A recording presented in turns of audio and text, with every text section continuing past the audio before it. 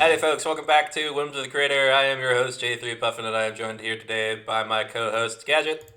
I love water. Blank. Oh my god, we didn't time travel 5 months this time. And Volke. Still here. And we are back for the fourth and final installment of the Fire Emblem review. We're doing blue. Time for blue. And we're starting off with a completely unfamiliar face. This is definitely not Dev Dan. Dan Dev. He is a 1-0 5500 vanilla, and he is a double rare plus. So, another one of these sets that's got this double plus fucking rarity in it. I swear, man. Like, people just love doing this shit. Anyway. Bring you. So, what is the story behind this man's name and card name? Why is he out here doing this? It's not explained a whole lot, but after the events of the first game, he just pops up in part 2, and he's just randomly recruited at the bar, and they're just like, "Hey, how you doing, Dev Dan?" It's like, "No, that's not me. I don't know who that is."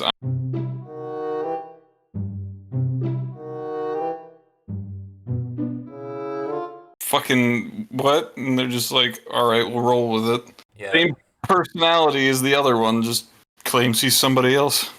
Yeah, he went through. So, I mean, I think that kind of explains itself in a way, right? He went from being like a criminal man to he kind of weaseled his way out of it to get away. So now he has to like cover identity.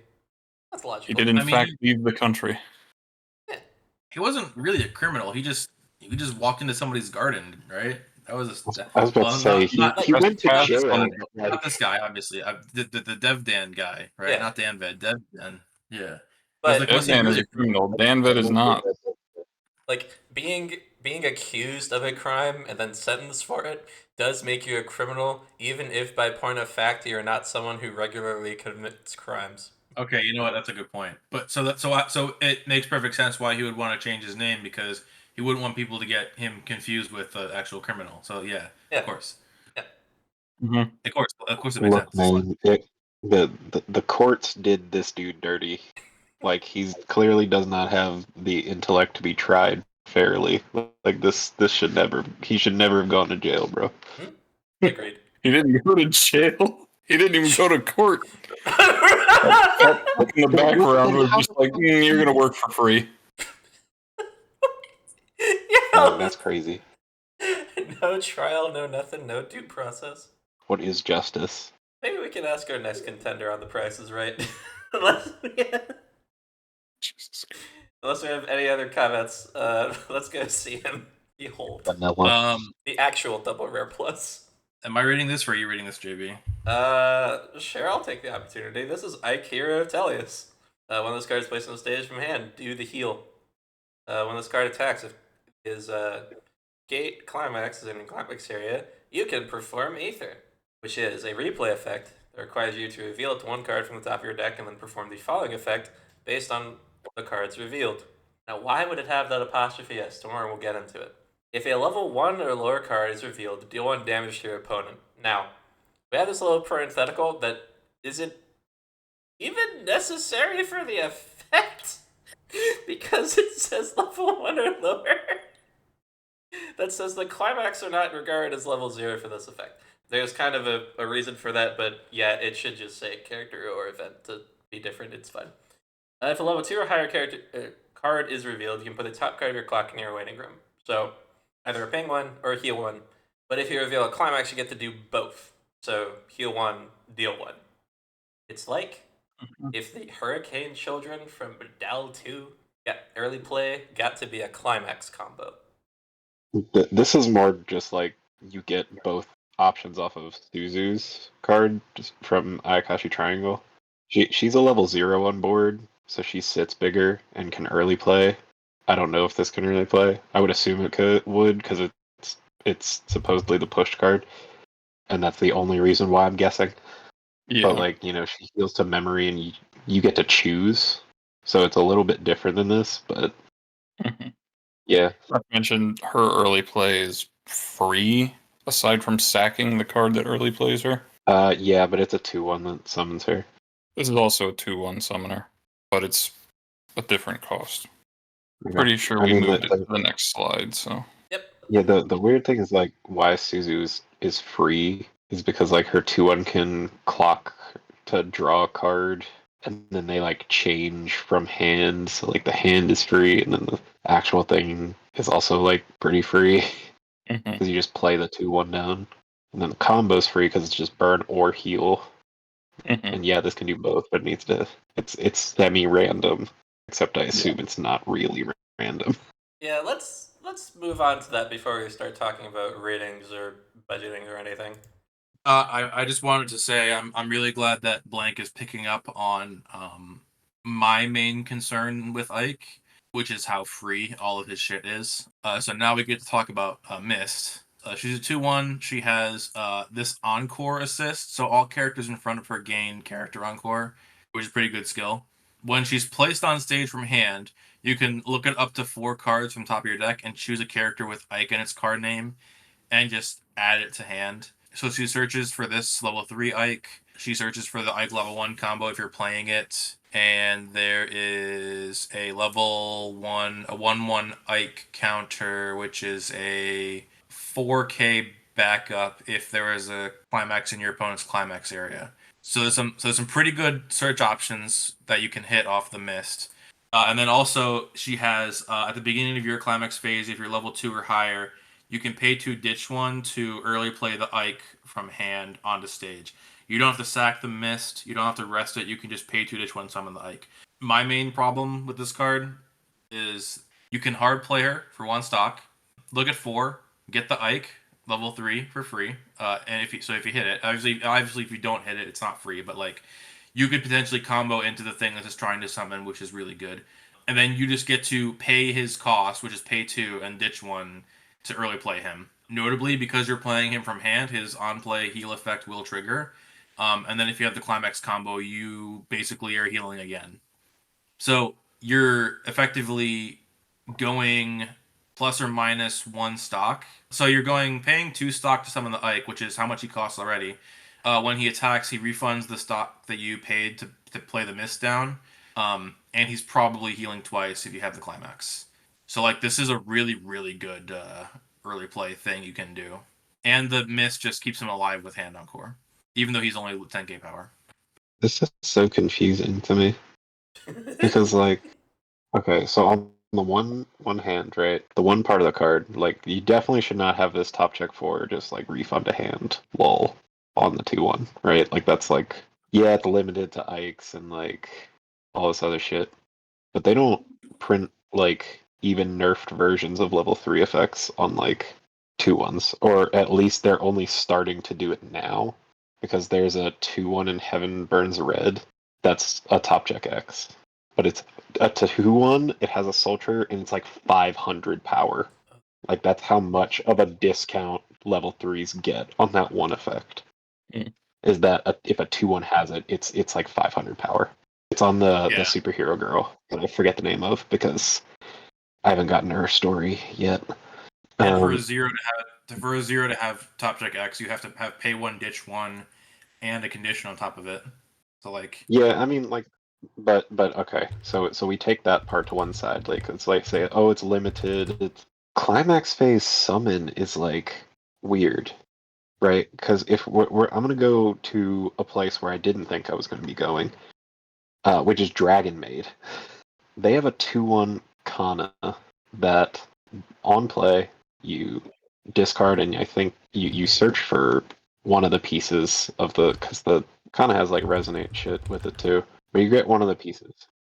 Non-climax combo is like beginning of climax phase, you pay a cost, which is pay 1, discard 2 traded characters, return this card to hand, and it summons it, but it summons it from waiting room, right?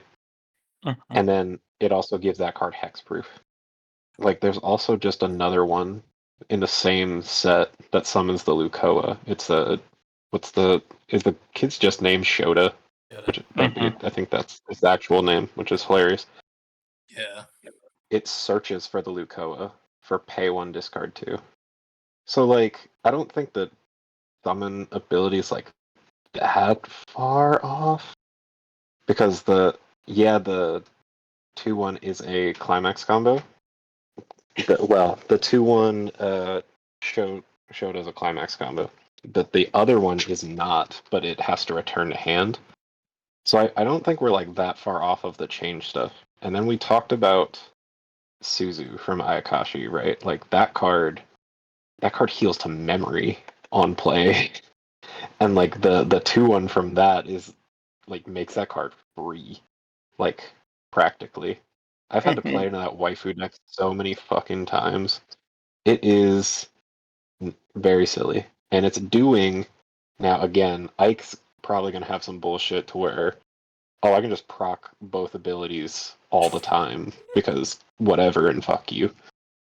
Oh, what a mind reader he but is.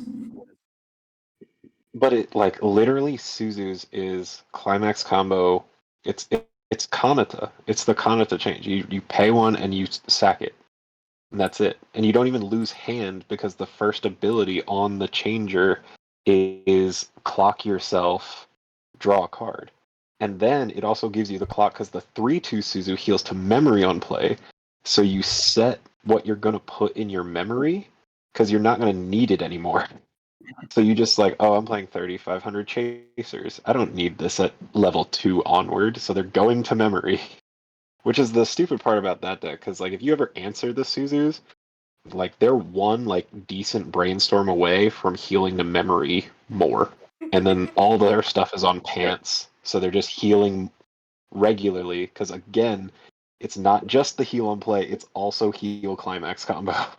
Or you can burn one. And that one's literally just pick. You don't have to hit a top check. I don't think this card is actually far off from being like a real thing. You know what I mean? So let's Yeah. address That the. card- Like, man, Maybe we should address the third this part of summon. this setup. Okay. Because we have one more Really? card to go and you get to read it. Okay.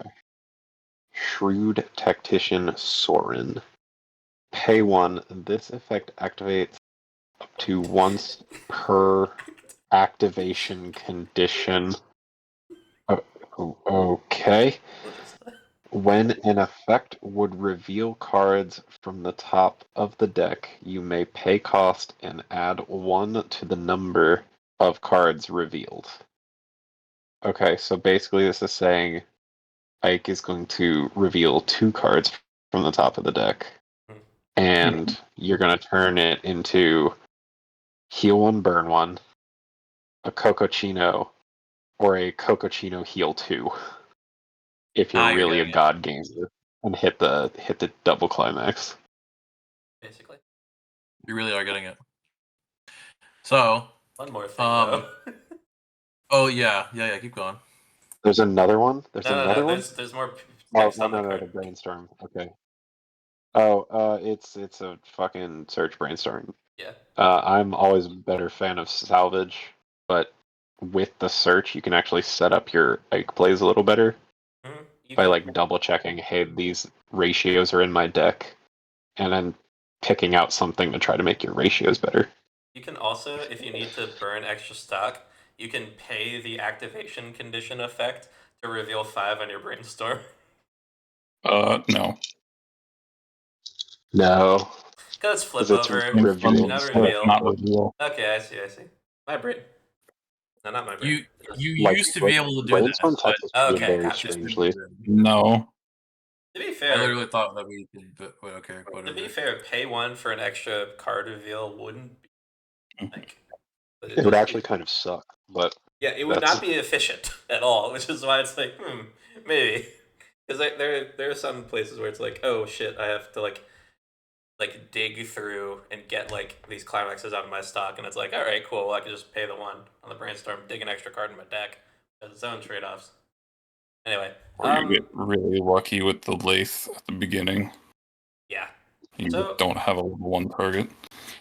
You can like pay one. You can like pay one on a cherry, okay, to make it like a pay one dig 5. Yes, you can do that. You can do that when your clean cut dies. Yeah, stuff like that. There's still places for it. I think Huh. this is the easiest card for me to evaluate on budget, maybe, just because this top ability gives shades of like the Katara quick thinker effect, which I don't think is a 1500 effect. But because it has all these other applications, it seems like it's perfectly fine doing that. The other two get a To be little fair, bit. that search is supposed to say Tellius characters, Oh, yeah. but I think something got cut off because you can see the little arrow Yeah. right. Yeah, I can see the little thing for the trait, but it's only one of them. Yeah. Yeah. We gave you the benefit on the doubt of that one because that's your copy of MSC being weird, I believe. Dismissed is a fascinating collection of like some things that are war crimes, some things that aren't. The this encore assist. Also, hand encore is like what? Yeah, this I didn't even go encore over that. this encore assist is like a curious case of like because it's a level 2, it should be evaluating that pricing as like for a level 2 probably rather than like if you had a level 1 card that did the same thing. So that's probably like a 1k assist treated. But because it's in a trade assist, it's just equal cost. The on play top 4 effect combined. Honestly, that top 4 could probably just have a discard added to it at the end. Or honestly, They do I wouldn't make mind those. taking it off. Yeah, either way, like that would be an easy fix. I think the point about like they're starting to print these level 2s with these kinds of effects, and then you have cards like the Rio 2-1 in Bochi that has like 2 soul and is on play, pay 2, search 2. And it's like a 6k effect. Oh yeah, they made one in Fujimi too, and I thought that card was dope. Oh yeah. I didn't even realize Bochi had it too. This card is probably over budget, but it's also it's just a fascinating little piece of war crime technology. It is like a perfect piece of support, but it also means this deck's back row is like these 2 cards are like the back row you need to have come turn 2, and then they're like stuck there as long as you want to be using any copies of Ike to most effectively utilize them. Unless you want to put Soren in the front row as one line. Which may come and just have 2 Consider Ike is free. I don't think that's gonna help make this. There's got to be cases where people are still going to do that, but yeah, I see the vision. And then we have the Ike, which is so I don't think that the play pattern here is playing like 2 Ikes and playing a Soren to get them to resolve twice. I think the play pattern is at level 2, you're playing down 2 Mists and you're trying to early play 2 Ikes if possible. You get to heal with them both, and then if you have combo, you get to probably heal 1 twice again. And then after that, then you can like call over one of the Mists or move them to the front row, and then play the Soren to start like resolving these multiple times. The idea is you want to be trying to heal twice with the Ike every single turn, if possible, just like an Ayakashi. I think that's what the play pattern you're trying to do here is. And if you get the double ping one, then you're God gamer and you're happy about it. But you're trying to go for the heal twice. Sure. Does that sound? Does that make sense? Yeah. What can let me just speed read this real fast because then we'll get back into the actual talking about what the cards do, rather than just the budget stuff that I was trying to speed through. I think this Ike is actually perfectly fine. Okay, sure. I think that it the coin flippy thing is something that is like within range for a combo to do. I broke it. I figured it out. Yeah. Is it our favorite orange haired or a pink haired gentleman? Oh no. Right, no. Blank, tell me how you broke the card.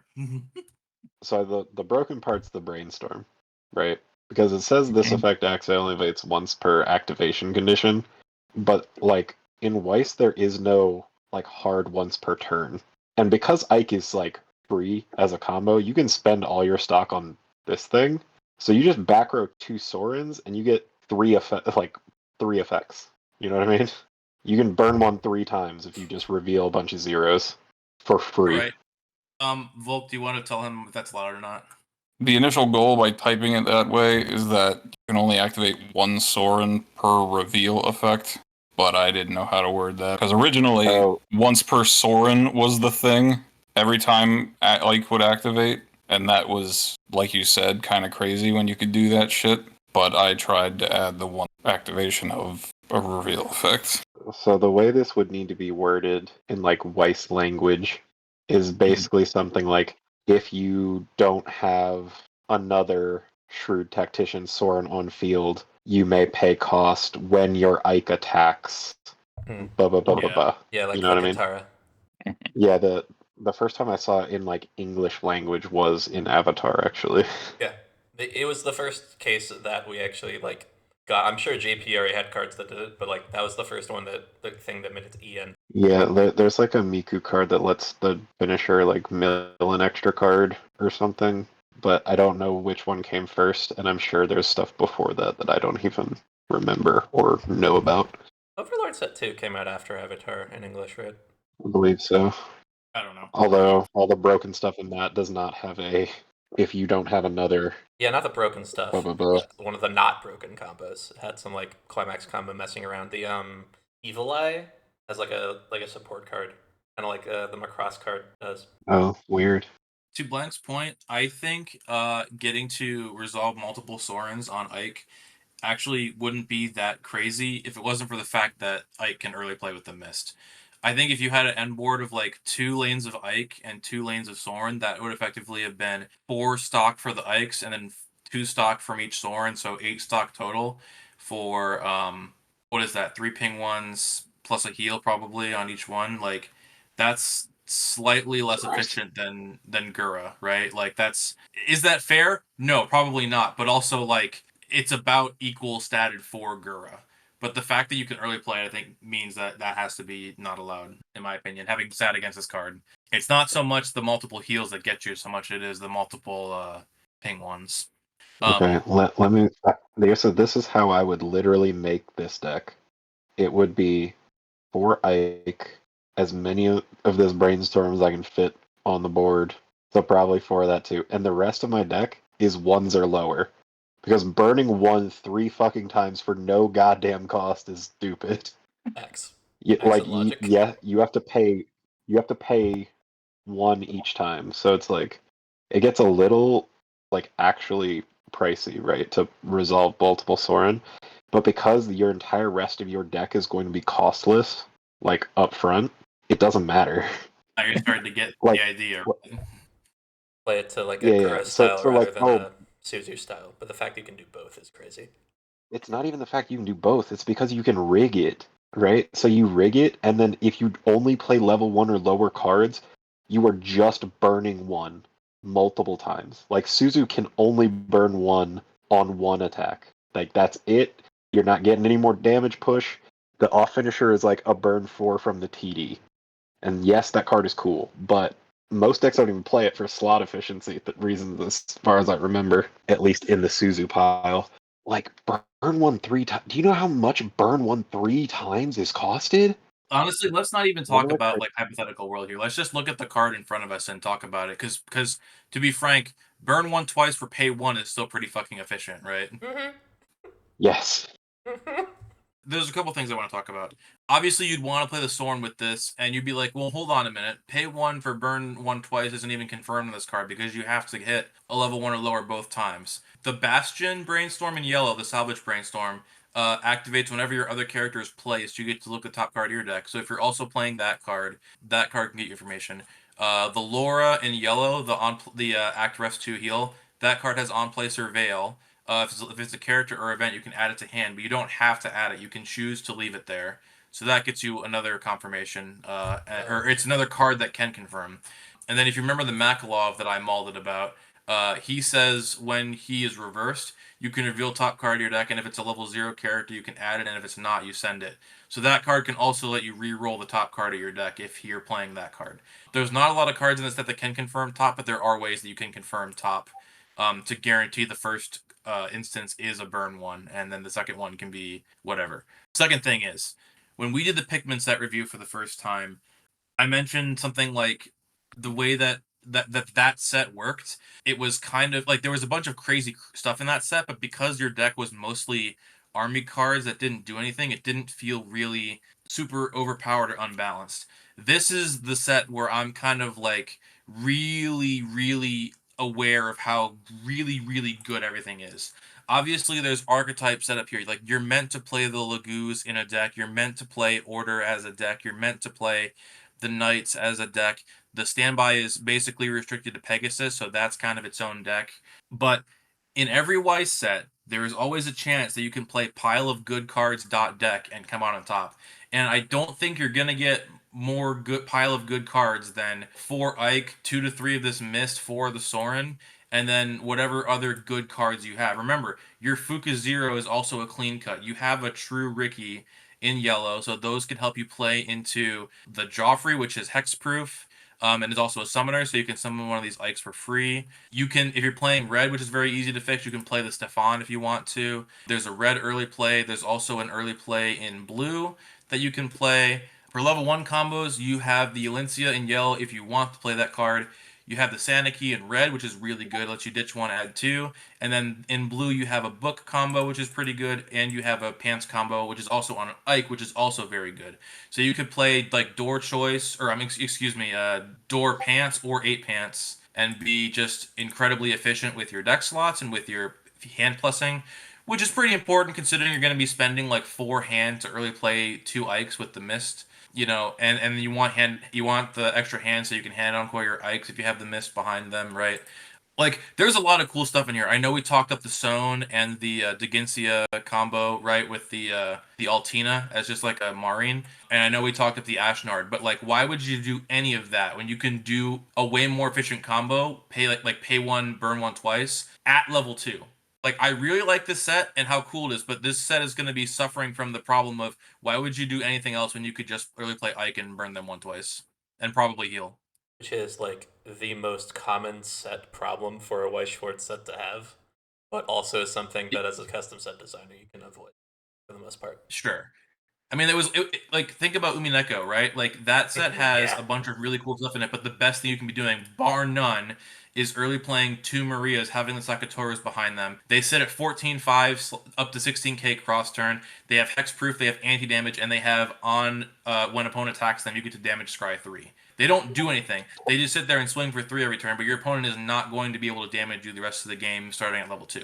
You really have to think about what you're doing in your set when you're designing, because ultimately a custom set has to be enjoyed by not only yourself but the people you're playing against and other people who might want to try it for themselves. If there's not like a bunch of variety, if there's a really obvious like win con for your deck, people are just gonna like flock to that. And it's not like the set doesn't have good cards. It has a JC that's playable. It has a good free fresh card. It has a good climax swap. It has good field pluses. It has a good Fuka Zero. It has a good Rick. Well, the Ricky's kind of whatever, but it has a clock plus, right? And it has the MacLeod, which apparently is also a good card in certain builds, even though I don't like it. Like it's not like Avatar, where if you're playing the quote unquote best deck, you're playing a scuff level 0 lineup with no plussing cards. Like, no, this set is perfectly reasonable for doing that. Like, that's kind of my rant on this. I think the card is like, the Ike itself is like probably A plus card, but like the package around it is like makes it S plus because you can early play it because you have all the support behind it. Yeah. Okay, so if we consider like we're capping the Sorin to 1, right? Like we alter the wording on it. So Cocochino, right, is like pay 2 ditch 1. Like it used to be a little more, but it's pay 2 ditch 1 now. Like they print that shit in trial decks now. If we cap it at that, I don't think Ike is actually that far off.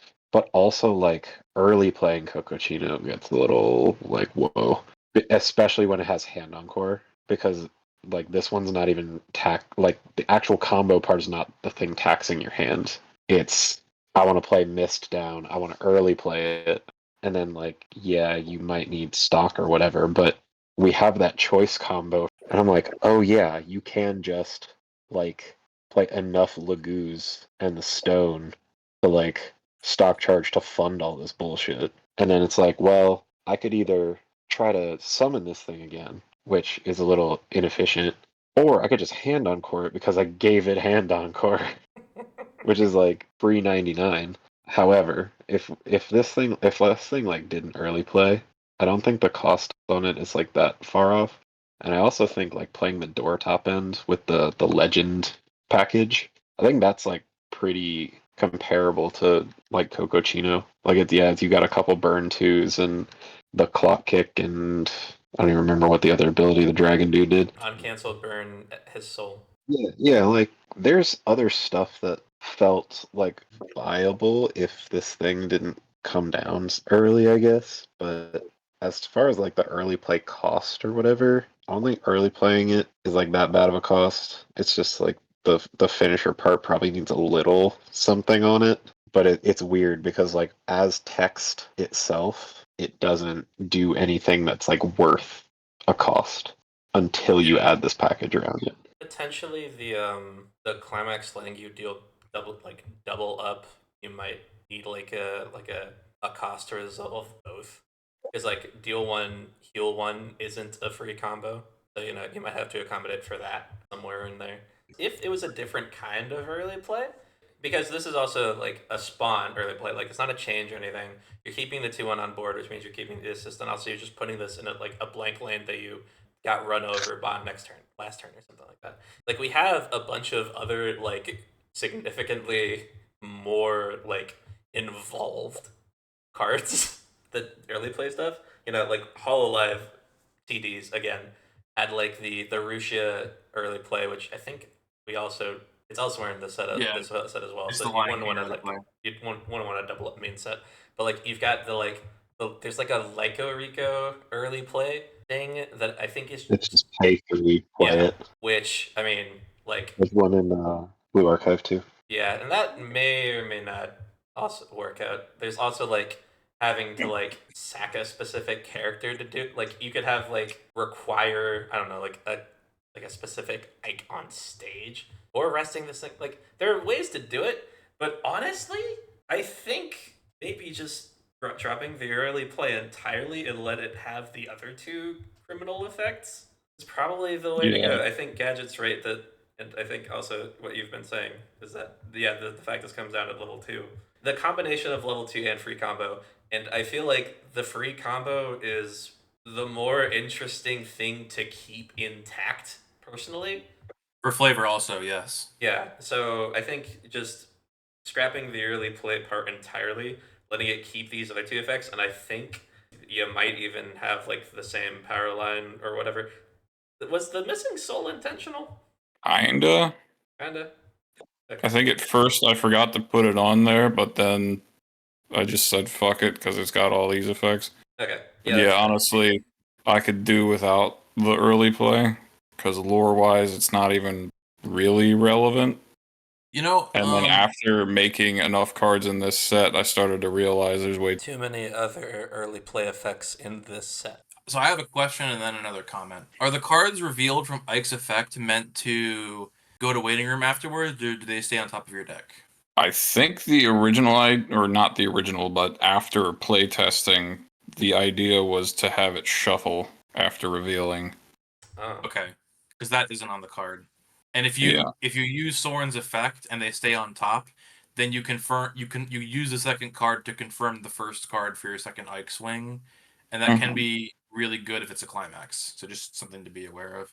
The other thing I will say is that because this is technically an early play combo as written, you can still do what Blank suggested. You can still play the Ike at level 2 as your early play healer, and then still play Altina at level 3 and even go for the legendary turn.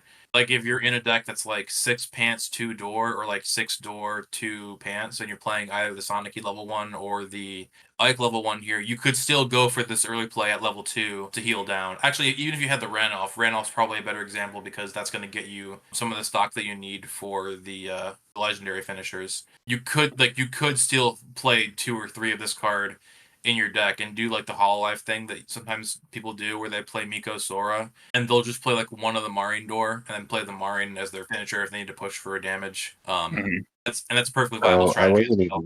I wasn't even talking about that. I was just talking about like kill potential that the legendary finisher would compare to this. If Yeah.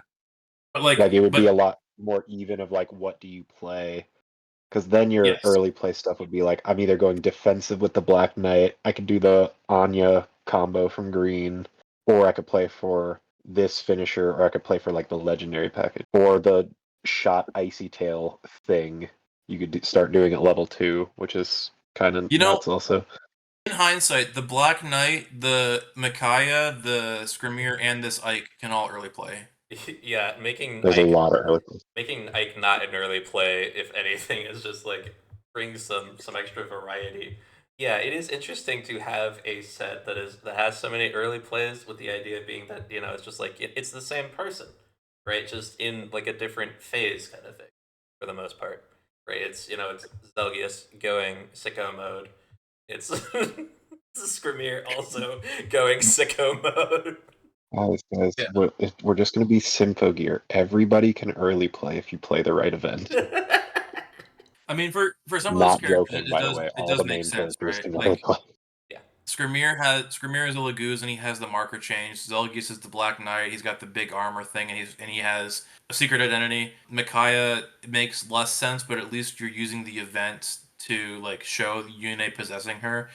Ike doesn't really have a reason to early play for lore, you know? Yeah, He just that's why I said I'd be willing to just take it off of Mist and not give a shit.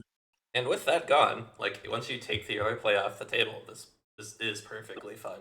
The 2-1 is like this becomes this just like cool consistency piece that also kind of messes with your deck in a way if you want to try to just turbo out the burns, but simultaneously like and encore assist is just a really like fucked up effect to hand out once you're past like It's Angel so Beat good. set.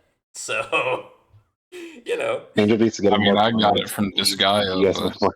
Yeah, this guy's old, brother. yeah, it's old. Sounds Angel Beats is old. old. They stopped doing this for a reason. If they bring it back, it'd be interesting to see what set they gave it to. But yeah, once they started power creeping, they acknowledged at some level that they didn't also need to leave the characters on board anymore. If you Yeah. leave that and the top 4 check intact, and you just have this as like I think at its current power line as negotiable. Like we'd have to mess around, get into the weeds, figure some shit out. But like the fact that that it gets both effects that are just kind of unusual things to see around, I think is cool. And I think it is a thing that actually like makes the Ike thing a bit more unique. On top of the brainstorm itself, which is already just like introduces a cost, gives you like an extra trigger of things. Neat stuff. But yeah, we just So Ike is like mostly free, right? I forgot there's a tap counter in this set too. uh-huh. Yeah, we did. Yeah. We did remember to bring it up That's back when we were talking about like Gadget was very intentional early on about like, yeah, you have all this, and then you have a tap counter, and the combo is basically free. Like that was well covered. Don't worry. There is one more thing too. I keep thinking about one more thing. I hate to be like Uncle from Jackie Chan here, but if you remove the early play condition from the mist and just make this one of your finishers, right? Realize that this card has no cost on it.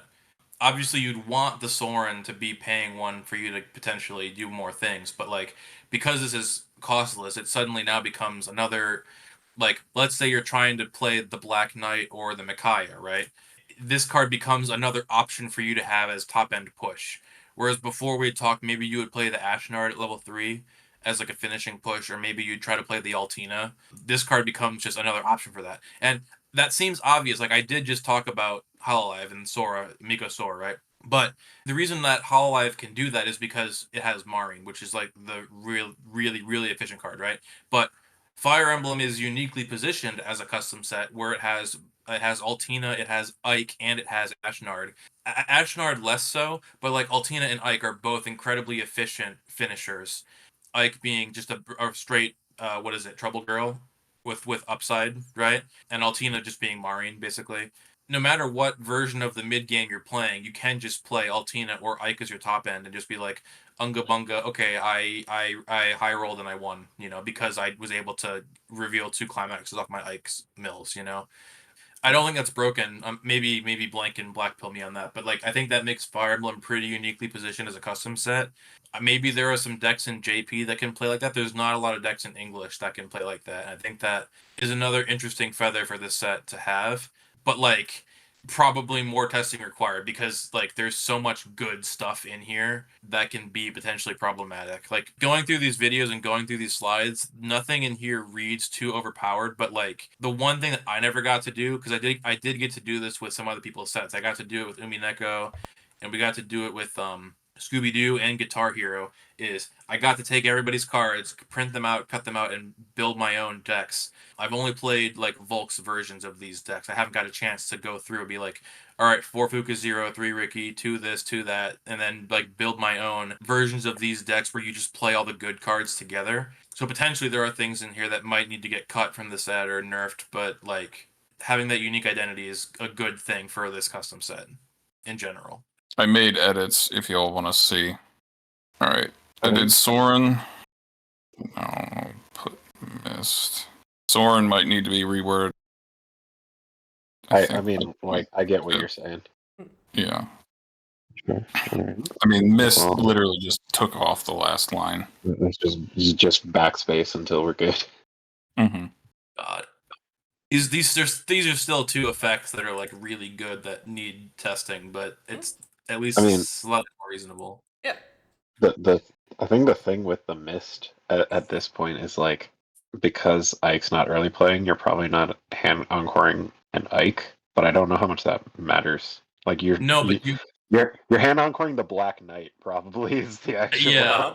And remember, there is a Ike 4K, well, not 4K counter, 2K counter that can go up to a 4K counter, which is searchable. But can you even encore the Black Knight with his current wording? Because he can only be played on stage by the other Black Knight. That's true. So actually, placing and playing are different like things. Placed on stage by the effect of. Or we made the same conversation topic for Yune. Yeah. For her placed by effect, which we added only. Non-encore. Yeah, so hypothetically, you can't encore the Black Knight, and if you with this encore assist. Strange. That's probably for the best. Yeah. I mean, you wouldn't really want to encore him anyway because he changes into the Zelgius, and that lets you heal. And you can just combo again. Right. Yeah. So like I'm not worried about that. I want to keep the multiple Black Knights on board, but that's okay. You'll just get him back next turn. It's fun. Yeah, that's what I'm saying. Like you only get one a turn, though.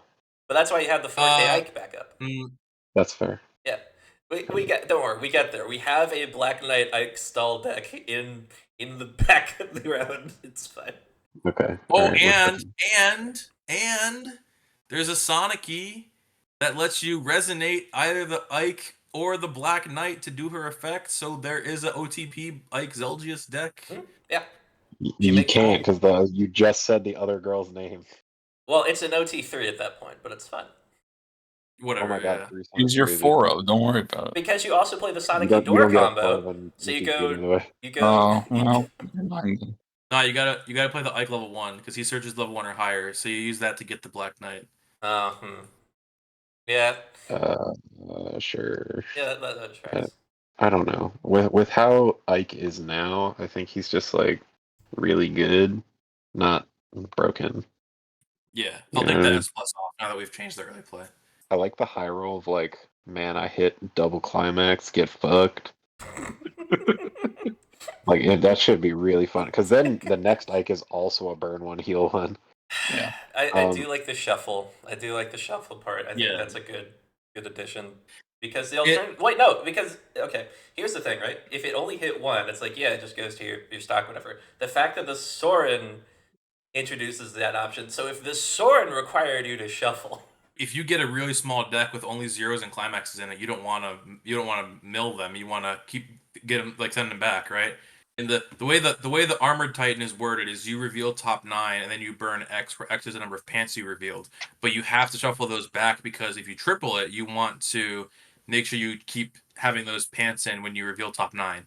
Same thing here. If you're revealing top 2 and you get the big payoff for having climax, you want those shuffled back into your deck. And actually, that plays into the high risk because if you trigger, then you're like, damn, I effed up because even though you got the high upside, you also lost the climax for your second activation. So no, I think you want it to shuffle back, is what I'm saying. Guys, I might be crazy. You remember that card? You remember Gawain? Mm-hmm. We're gonna play an entire deck of level 0s, and we're just going. It's gonna be that 4 Ikes, and that's it. And we're just going to summon MacLeod a million times, so we always have hand. And eventually, we're gonna brainstorm for and find our Ikes, and then we're always gonna hit Cococino or better. That's our Zombieland Because Saga play right there. it is my the God. need to reveal it. It's just level 0 was their best like sets of cards. The problem is probably going to be looping it, but because MacLeod actually exists, MacLeod is going to make this set crazy, and Gadget's going to hate it. The fact that I'm going to put 4 of it in this Ike deck. I mean, I'm just going to be playing level 0s. you're There's actually no not wrong. reason to play. Ike There's does no in reason fact fight for his to friends. level 2 Yeah. or higher. You know Like what's level 2 or higher is like, oh, I heal again. Who cares? We're Yeah. going for damage, baby. You know what's even crazy? So you remember how we were like, like obviously you don't have to play the bank trigger if you're doing this, but like if you are playing it, look, the Gawain is a knight, the MacLeod is a knight. You could just play the Gawain, or not the Gawain, the Bertram. And then like as long as you're not sculpting for Ike, the Bertram is always gonna be online, right? So you just go for Ike whenever you're ready to go for him. Man, level okay. Level 1 or lower, you can actually just play a regular level 1 combo too. Yeah. I Yeah. thought this Yeah. was level 0 or lower. Oh, But yeah. also, like, if you just fill your entire deck with zeros, I Yes. don't remember the other 0 combos if they exist in this. Like, MacLeod is insane value if you only play 4 level 3s and that's it. There is a Knight Brainstorm, which is a search deck for a Tellius trait character, not a Knight trait character. So, like, if you wanted to play the Bertram, you could play 2 or 3 of that Brainstorm, and then just like 1 Sorin, and then just sculpt for the Sorin when you're ready to kill them, and you wouldn't even feel bad about it. You could just play the full Knight deck with the Ike top end. Let's jump down to that card after we finish up with this package. I think that's God. a. I need Now to that you've read mentioned it, Bertram again too. now you've mentioned it, Let's- it's a I'll good segue. Let's try to get through these because this is not even the only broken combo we have to talk about tonight. We do have to. Oh shit, that's right. Yeah, we can spend an hour and a half on each of them, but that's gonna make like a 5-hour video. Alright, I guess we'll do quick lore then. Ike is obvious main character. He in Smash Bros. He do great ether, he swing big. So in the story, the Black Knight kills Ike's father. Ike's not strong enough at that point, so you spend the rest of the game, making him stronger. And he eventually goes back and fights him with special sword. His sister, the next card, clearly, same family, so she's like, I want to fight too. She can only join the Black Knight fight if she is class changed, so a certain level. And she can't actually do anything to the Black Knight, so she's just there to heal, hence the assist encore. Could I make it just to Ike? Probably, but it's fine because she heals everybody else. And Soren, I mean, he's the tactician, so Brainstormer seemed to fit well, and then he only assists Ike. I guess changing Wait, that pay one effect to only Ike works better. I didn't realize I was a dude. Soren, yeah. I Anime, have no idea. baby. Like I don't really care either way, but I'm just like, oh wait, that's a dude. Also, side note, Soren is a branded. You can see that little mark on his forehead is his brand mark. I mean, he's decent at hiding it because mages can just pretend like that's a spirit mark or whatever. Big revelation, Soren is the actual son of Almeida and Ashnard, the crazy king and the dragon lady. Oh, okay, that makes sense. And nobody knows it except for like 2 characters at the end of the game, and they don't tell anyone. Man, Soren really got like the Harry Potter forehead mark, huh? Yeah. I was gonna say that, and then I didn't. But you did go there. Okay. So now we have He is to a acknowledge wizard. it. I've never even seen Harry Potter. I just know that he's got a mark on his forehead. Magic, He's a This dude mark. looks cooler than Harry Potter. So It looks cooler in there. no, he looks cooler than Harry Potter. Oh, okay, good. I was about to say. Well, yeah, because that guy's just like a British dude. I was gonna Yeah, say he's like a British. British dude with fucking glasses. Which would you rather have, a British dude or an anime character? No one answer that in the comments. Everyone answer that in the comments. We all know the answer, and the answer is not the British person. So also, just a funny thing, as of the newest Fire Emblem game, where they have like summon spirits from other worlds, Soren got added in as a DLC spirit, and he is one of the funniest motherfuckers in the entire series because he is just deadpan. I don't give a fuck about your antics. And I'm just gonna tell you how stupid you are. It's just like a fucking conversation where he's Talking to Celine, who's this like royalty character, and she's just like, I want to protect my people, but all of my family keeps saying that I shouldn't do that because it'll put me at risk. And then he's just like, no, it's literally the responsibility of the royalty to protect their nation. That's what taxes pay for. And that's the whole conversation. Stupid as shit. I altered my grade on the Soren because, as written right now, you can only ever play one of it instead of like the auto ability being limited to one. But it's still like fine. Yeah, it just needs to be worded so that you could like only resolve the first effect with one copy Yeah, of yeah. it. You could still want Like to be I able know to. what he's saying, but it's also like I don't like Search Brainstorm anyway, so this B plus will be fine. All right. Well, speaking of brainstorm, This is the Gold Knight Grail Titania. She's the second command of the Grail Mercenaries. Your climax can be played from your hand without filling color requirements. She's an one-place climax swap, so pay 1 ditch climax to get one. And then a Search Brainstorm. So this is basically the Sally Brainstorm from Beaufry. The only difference is the climax swap instead of, I think hers is like pay 1 swap from waiting room. No. Her skill is when climax is played, ditch a card and then draw a card. And this is on Oh climax. wait, this is climax. Yo, that's weird. Mhm. Climax Yeah. swap. I thought this was I going to thought be this like. was the act ability that was pay 1, pitch a climax. That was Yeah, JB, you want to talk about that?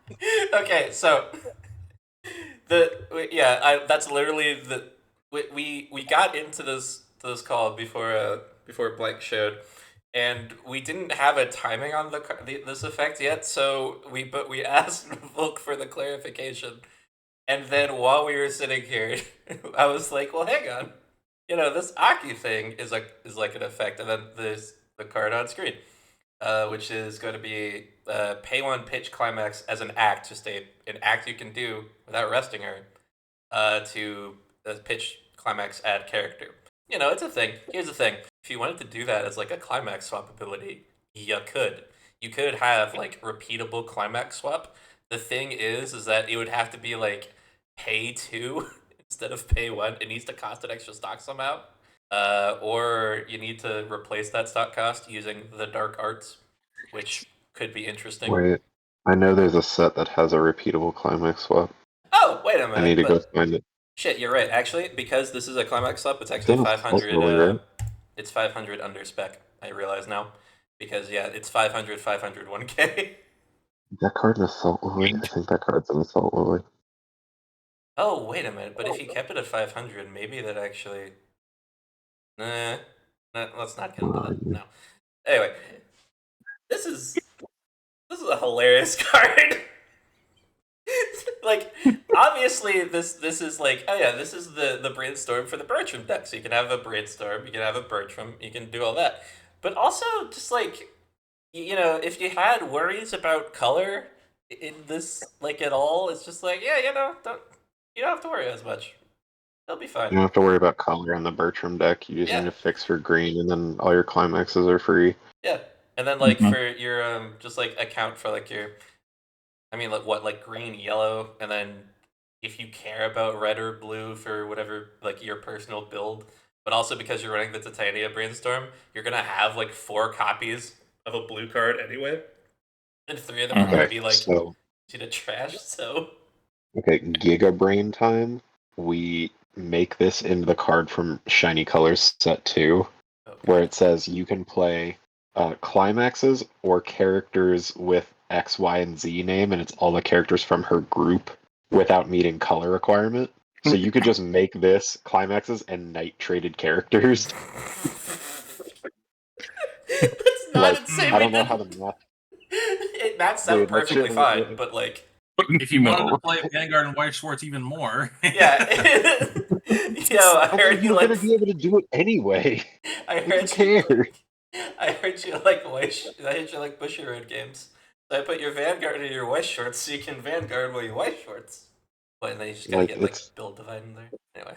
I mean, originally I made the card as support for knights back when I realized knights had like virtually no level zeros, and so I was just like, let's just give it a climax swap and a brainstorm so it has support.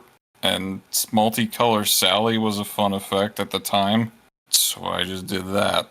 If you don't mind it being a search brainstorm, this is crazy ass like roll compression for like any deck in the set. Like, are you willing to do search brainstorm for the trade-off of I only have to play 4 of this and now I just have 4 empty slots to do whatever the fuck I want with? so I think in most sets, yes, but the problem is the climax swap in this set's set. crap.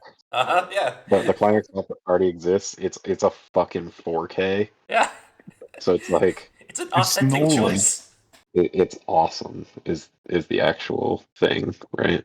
There's no way in hell that you would see them do this, and it's very funny that it's not even No, like like- the go-to play in this set. I love The it. thing is, like, they make a bunch of like slot efficient profiles. Like in Assault Lily specifically, they have a level 1 combo that's also a level 2 killer. They have the early play that's also an off finisher. They have a brainstorm that's a rest 2 that also has that ability where you can rest 2 to give somebody on reverse blind stock. It's less about roll compression in general, as it is specific forms of roll compression you're not likely to see. Yeah, and don't forget, this set's clean cut is already its Fuka Zero. Like, Yeah, that card rules. That card's dope as fuck, actually. Every time. I mean, it's the best, arguably the best card in the set. To be honest. Best Not plus because and it's like zero. good or anything, but because it's so flexible. Like, you just play it in your deck and you can go, all right, I'm gonna go offensive at level. If you go first, it's your Fuka Zero, so it helps you sculpt, and if you go second, it's a clean cut, so you can helps you win board. I found the repeatable climax swap, by the way. It's just pay 1, discard a climax, rest this. Yeah, it's the rest thing. So it'd either be rest or you do something else. Like Yeah. it's probably not as good as the K clean cut from Kaguya, but at least the Lithe gets a power condition on turn. Like the K is just static 2K. I mean, It's not the- K it's is not the good, and craziest then they going made first stuff card, 2 to but make it not less good. Yeah, it's not the craziest going first card, but it's still pretty fucking good. Like, how do you feel about Mm. those? I think I'm going there, because, like, I don't think I care much about this card being slot efficient when, A, you have other brainstorms that could do other things, and B, if you want the slot efficiency, just make your field plus the other climax swap that's 4K, if you wanted to play, like, a ton of climax swaps.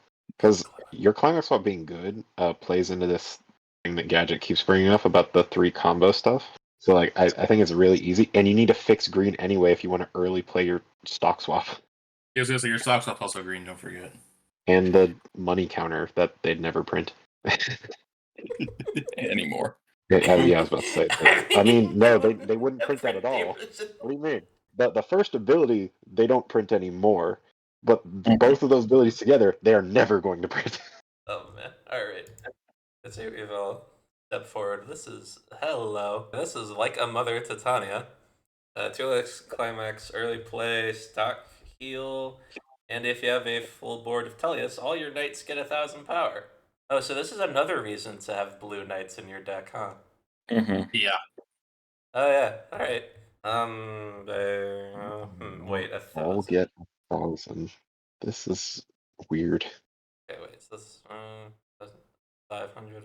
It's kind of like got the New Jersey power condition, right? 1,000? A little bit. It's like, oh god, what's the exact wording? I feel ashamed because I don't It's know like, the exact wording. If this card's in your center stage, all of your Eagle Union gain 1K. In the context of this set, right, it's locked to knights, but it includes herself, right? So if you have like 3 of this in your front row, they sit at 12K cross turn, which is really good. That is neat. But I feel like this is either a card that I was asked about, or a card I really should just know offhand. That works. I asked you about it like a while ago. Like before we even recorded the first video, I think. The 4 or more thing, I think, is also actually a Dragon Maid thing. I think it's on that Elma. But the thing is, Elma has like a bunch of marker stuff that's required. Yeah, Maybe. she's got a. You Before think of it it this even way, gets right? the New Jersey has on-play heal for 1k. It has a climax combo, which is just a straight burn X. And then it has the power condition. And that card, I think, is 9k. So that's probably 1,500, right? This card has 2 or less climaxes, which costs 500, has stock heal, which is 1k. So the power condition is probably costing you 1k, is how I would argue it. Which means this should be correctly statted, right? Yeah, because experience 6 or more should be equivalent to 4 or more. Yeah, we're good. We're good. Yeah, At because like worst, this technically is the just one. like a generic, like 2 or less climax, heal to stock early play. These are like pretty average, and actually what's funny is that they are printing these at uncommon now, which is wild. But like Yeah. in the context of this being knight support, it's probably like B plus just for having that upside. I mean, otherwise it just sits at 10k if you're not playing knights. I think the real problem with this card is that it's competing with your stock swap early play. There's a red early play. Your combos.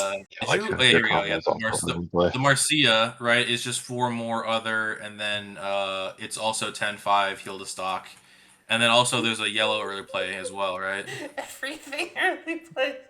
It is I love early plays, guys. And I Oh, like no, I this understand is- why. Sorry, the there's that Ashura is many. not an early play, but it's I mean, like, you're still competing for slots is my one concern about this. Is there's 2 other early plays that you might want to play before you play this card. Like the only early play heal that yellow has on its own is the Alencia combo, the King of Lions thing.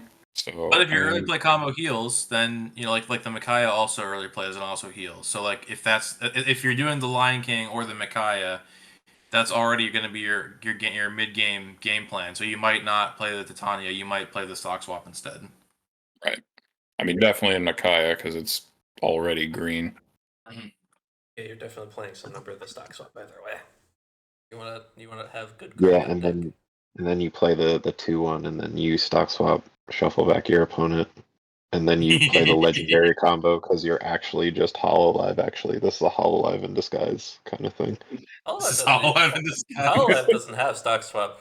Well, I guess it does have the Botan shuffle Yeah, back. that's But, stock swap, shuffle back, and then you literally play it into Marine because Yeah. the legendary deck does that. Yeah. Okay. It's literally that. It's roundabout, but Except the everything is shuffle back's Hololive. usually more Yeah. free. And if that sounds like a lot of stock, don't worry. Randolph generates you 4 clean stock. Don't forget it. Easy mode. I'm gonna play Lagoo Stone. I'm gonna stock charge 5 on the turn. Let's go. Yeah. You're starting to see why the Lagoo shit is so broken, right? Like, there's so many things you can just play it in. Oh my god. All right, why is this? Who is this hot woman? Please tell us, Volke. This is the same as the last character, just closer up art. Oh my god, you're right. My brain didn't even process. Yeah. I was letting you. The card prior, the Brainstormer, is actual in-game art. That's like part of the opening sequence of the game. This is Cypher art. Basically, at the beginning, she's your tutor cavalry at the beginning of the first game, and she is the second in command of Ike's mercenary company. And since she's like one of the only female members other than Miss, and she is the oldest female, she basically takes the mother role for Ike and pretty much everybody else in the group. Her and Soren basically. There's a joke in there somewhere. I said there's a joke in here somewhere about mommies, but sorry, I'm too tired to think of it. I'll be your mommy. Yeah. No thanks, Gadget. What was I gonna say about her? Oh, does she come pre-promoted in Path of Radiance? Yeah, that's what I said. She's the tutor cavalry. Right, yeah. So she's like your Frederick or your Gunther or whatever. Every Fire Emblem game has like Marcus, I think, is the one in Blazing Sword. Seth is the one that you talked about, JB, right? Yeah. Like you always get like a paladin that's pre-promoted. She's the one for Path of Radiance. In Radiant Dawn, she's actually JB. Titania is as good as Seth. She's like one of the only pre-promote cavalry things that you get at the beginning that stays good the entire game. Good. I want her on screen as much as possible. Yes, that's good because she's also a very much main character that gets screen time. Yeah, the thing with these pre-promoted characters is sometimes they fall off. Like Frederick could fall off, markers can fall off if you're not using them. Like, and also they can take a lot of experience from other characters, right? But like, particularly in Radiant Dawn, Titania is just as good as any other character, and she has really good growths as well. So she completely like sheds that role in the second game and just is a good unit, you know. I mean, she is good in the first game too. She doesn't fall off. Yeah, I'm just saying that this class of characters is they put one in basically every Fire Emblem game, and usually they have that tendency of just like soaking up EXP and then falling off. But Mhm. I'm saying Titania kind of breaks that mold a little, and in the second game she doesn't even have that role. Good. I like to hear these things. All Yeah, right. she's a great character. Thank you, Fire Yep. Emblem. So this is Bear of the Medallion Mist. It's a level 0 blue character with 1000 power. When your other character is put into your waiting room from your stage, you can, if this card is in your backstage, you can put this card into your waiting room, and if you do, you can return that character to its previous stage position as rest.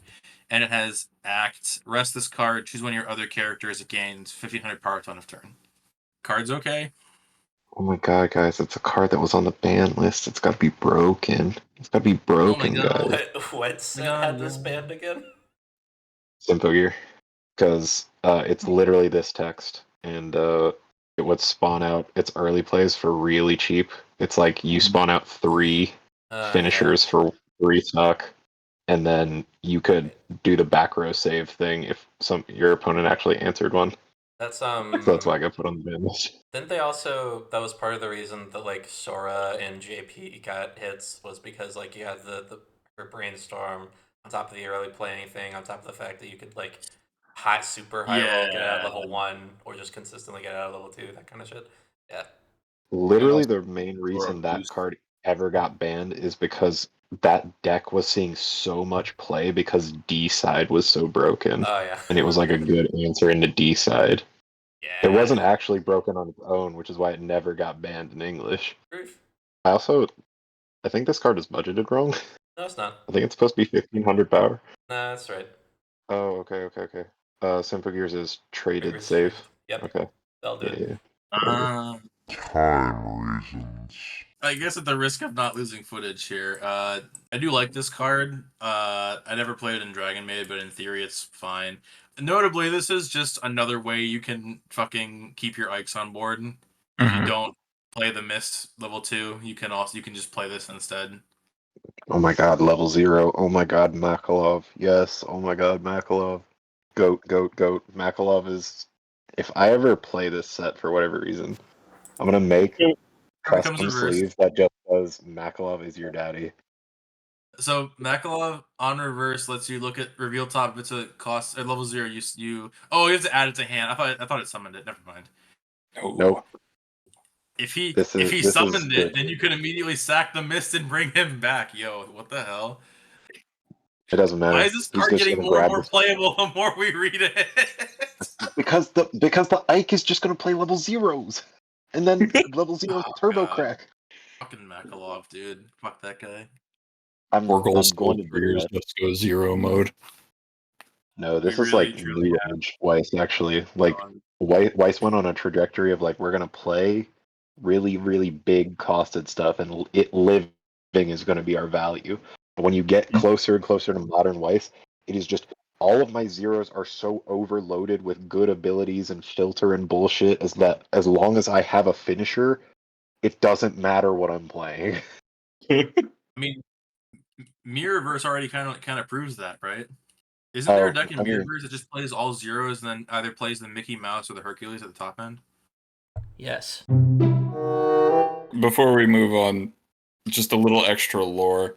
I think I explained the medallion back in Green, but Mist and her mother were the only ones that could handle that thing safely. without going insane, aside from the herons, who are the other keepers.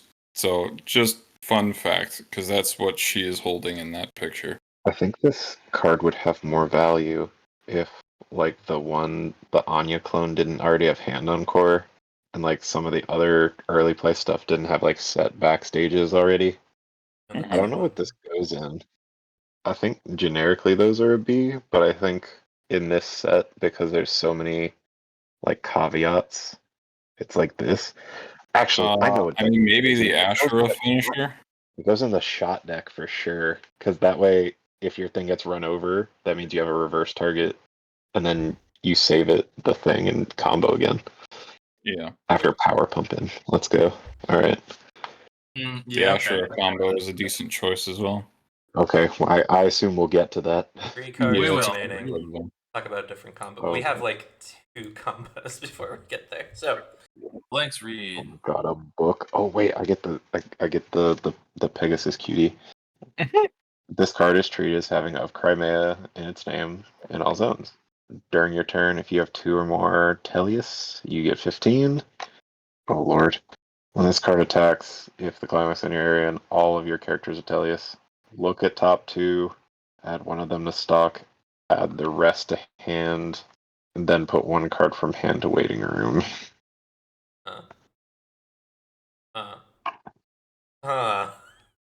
Wait. Does this exist? So look, I get it. Like there's a Danmachi card that has this kind of thing, but they're never good. I generated a stock and I'm like, congratulations. What are you playing next turn? And they're like, I don't know. The card that I'm thinking of doesn't make you ditch because it forces you to put 1 in stock. So it's like always +1 stock, +1 hand. That doesn't give you the versatility. So it doesn't force you to discard. The math on this is fascinating. I mean, I think originally I wanted to make it look at top 2, put 1 to stock, put 1 to hand, but I don't Okay. know. Hold on. I mean- I have there's kind of a precedent for this too, but I don't know if they have it up yet. Oh, In Girls Band Cry, there's a blue combo Oh no. that's like pay 1, check 4, 1 to stock, 1 to hand. So while it doesn't generate stock, it makes sure your stock is essentially always clean, yeah. which is like kind of dope. I mean, they've also got like the Taki and Bang Dream. That's just like pay 1, resonate at end of attack. They can pay out your climax city trigger, which feels so good. I've played so much of that. But yeah, like this doesn't have that benefit, and it's the math has gotten very weird for a couple of reasons, right? Because this is during your turn if you have 2 or more. Normally that gets you 2k, but also this combo, if it didn't require you to pitch, if it was like stock 1, add 1, like it would be like a 1k combo, or it'd have like a 4 or more. So hypothetically, if this didn't require the ditch, like if it was set, put 1 to stock, 1 card to hand, you could have it be fractional as a way to like, jerry rig the conditions so it's easier, but also so that it's not like swinging as big if that's something you want for some reason. But this is also the split book version of book, not the 1k1 book, meaning that this only gets up to 6k without back row support. So it having the normal power line would actually be really nice here.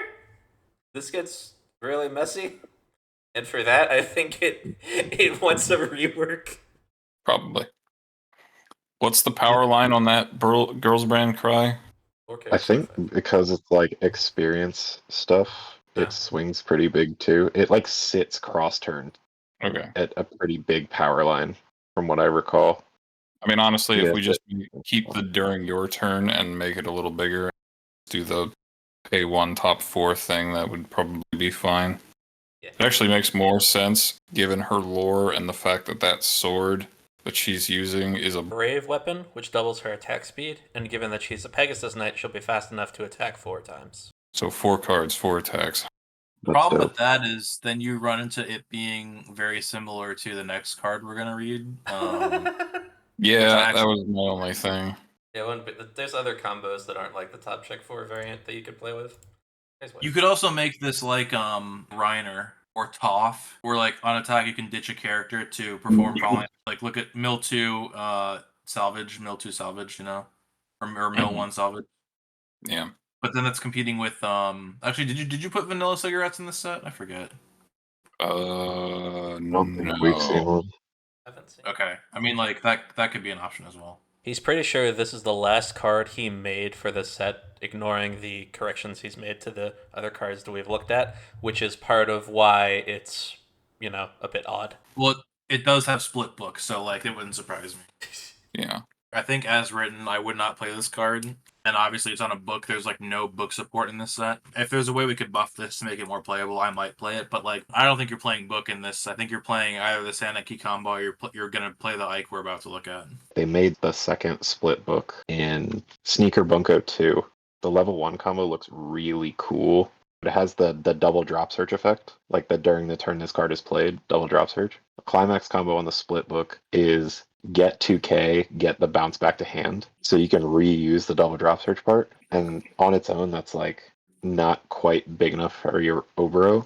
But they printed a support card for it, gives it on turn 2k, which is like perfect. It swings at like 8k, is the double drop search.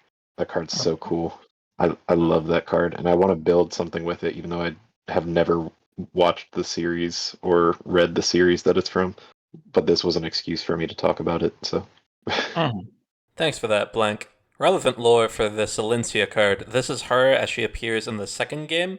The climax art is part of an in-game cutscene. She's a Pegasus Knight because she got hand-me-downs from the royal family, including her grandmother's Pegasus, and she's now ready to rejoin Ike's crew for the plot of whatever's left of the second game at this point. And to be clear, she's been like just following them around in like a random prom dress the whole game up until this point, and now she's finally got armor and like a staff, and now she's gonna do some real serious damage. Gotcha. And I guess she has a sword too. Not really damage, but healing, yes, very good. This combo, like, sucks. Yeah, don't worry, we've addressed that part. We've addressed we're gonna fix that. We don't have to relitigate it. But like, like, Gadget's giving it a C plus minus still. I'm like, why would you ever touch this with a 6-foot pole when the yellow stock charging bullshit exists? Mm-hmm. You know what I mean? True. You can play Like, it's split extra book bad Bertram. in this set specifically. You know what I mean? It's an Alencia with of Crimea. Yeah, it does. That's that. it. I'm playing that yellow 1-0 vanilla thing if I really need a marker. Hi. Let's see Ike again. Hi, Ike. Hooray. Ike in the Grail Mercenaries, 4500 level 1. During your turn, this card gets 500 for every blue character on your stage. When this card's battle opponent becomes reversed, if Hero and Radiance is in your climax area, look at up to 4 cards from the top of your deck. Choose up to 2 level 1 or higher cards from among them, reveal them to your opponent. Choose 1 card from the revealed cards, put it into your hand.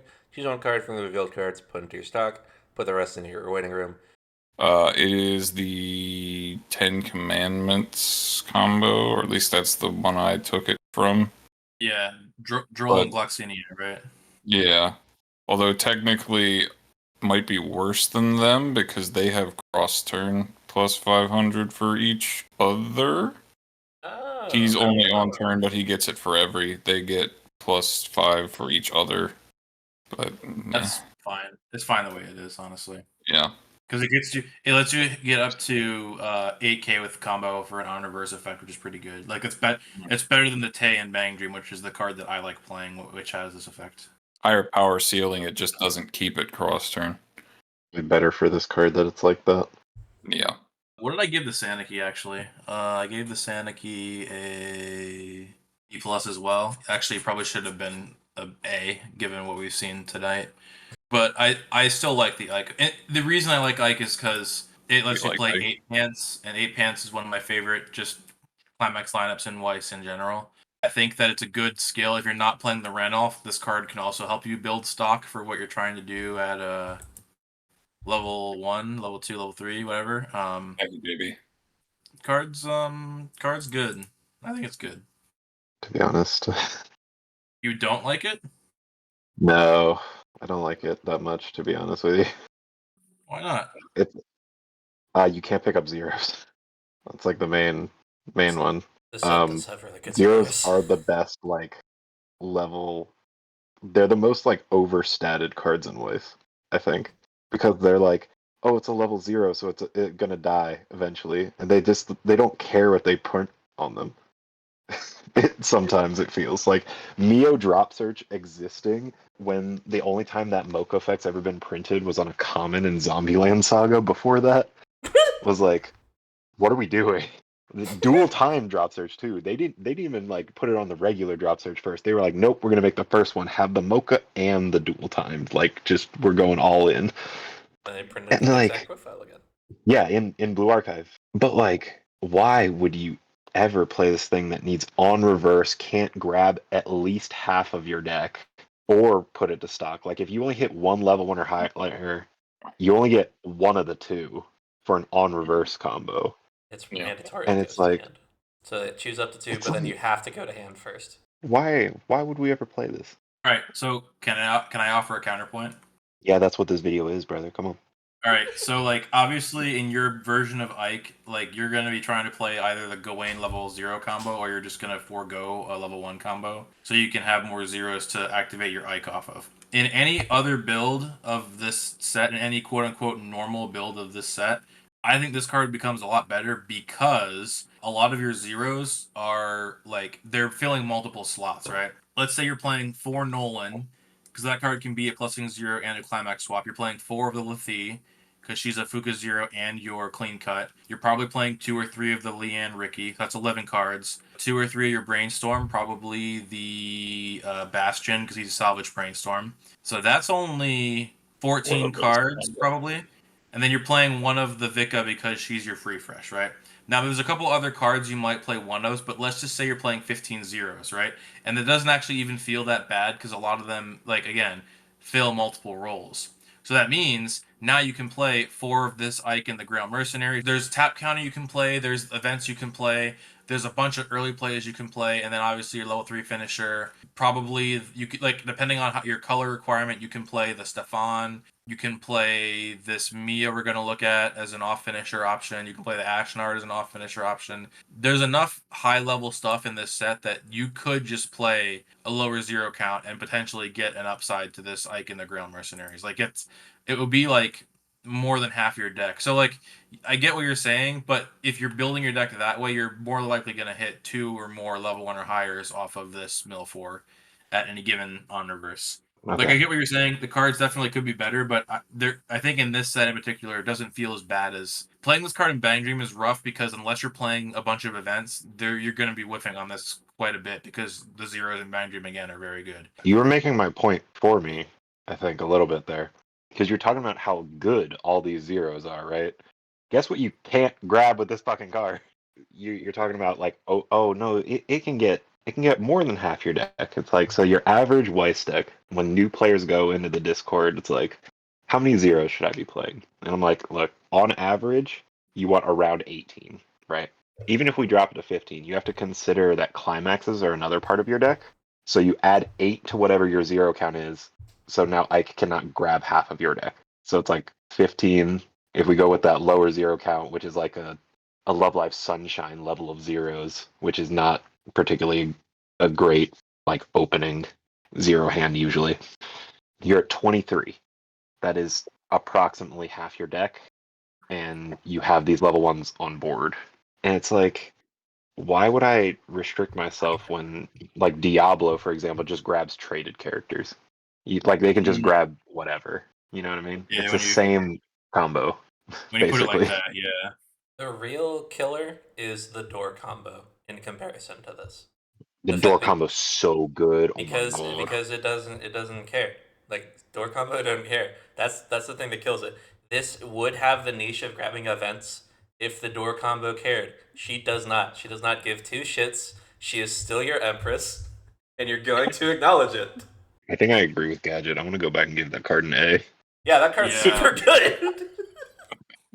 We established it already, but it just gets better as the cards get more interesting, like the higher quality. That's Like just you're how it saying, goes. the Diablo is like the same basic on reverse effect, but it gets traded instead of level restricted targets. I'm very confident that that's what that card is. And it has the power condition from your bag combo from earlier, so it still swings at 8k. Yep. Oh, okay, specific name. Yeah, it's a Rimuru though, so Rimuru's the main Right. character of Slime. Yes, it's on a wind, but like okay. In the That's yellow probably deck. just But now in And it's not the even yellow like deck, you play one choice. Like yeah. It's not even like it has to grab Demon Lord characters specifically. No, it just grabs the universal trait. Yeah, there's like one Right. card in all of Slime that's not Demon Continent. And this card is a rare. What the fuck? Yeah, not a double rare, by the way. It's just like really good, and despite choice like being a better trigger, everybody that was playing that like the yellow Rimuru pseudo restand thing swapped to this because like it just felt way better than the on attack salvage like deck speed wise and all that shit. Diablo's good. This card sus. I will take that into consideration before printing the shit. Yeah, no, I mean, like, I don't want to crap on it too much because, like, it grabbing events is something that Diablo can't do, Right.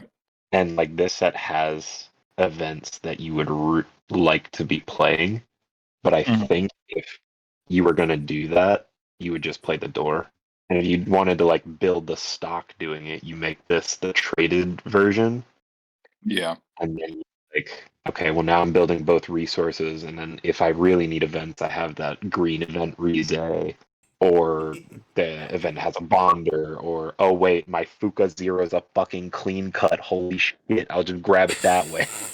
Right. That card. Not to mention, if color is the concern, there's like one event in blue, and it's very niche.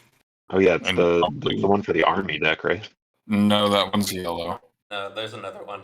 We have the yellow event from the army deck. We have the blue event from the army deck, which is the aura, and then we have a different Oh, blue yeah. event, which we'll talk about. The Either way, that one's niche too.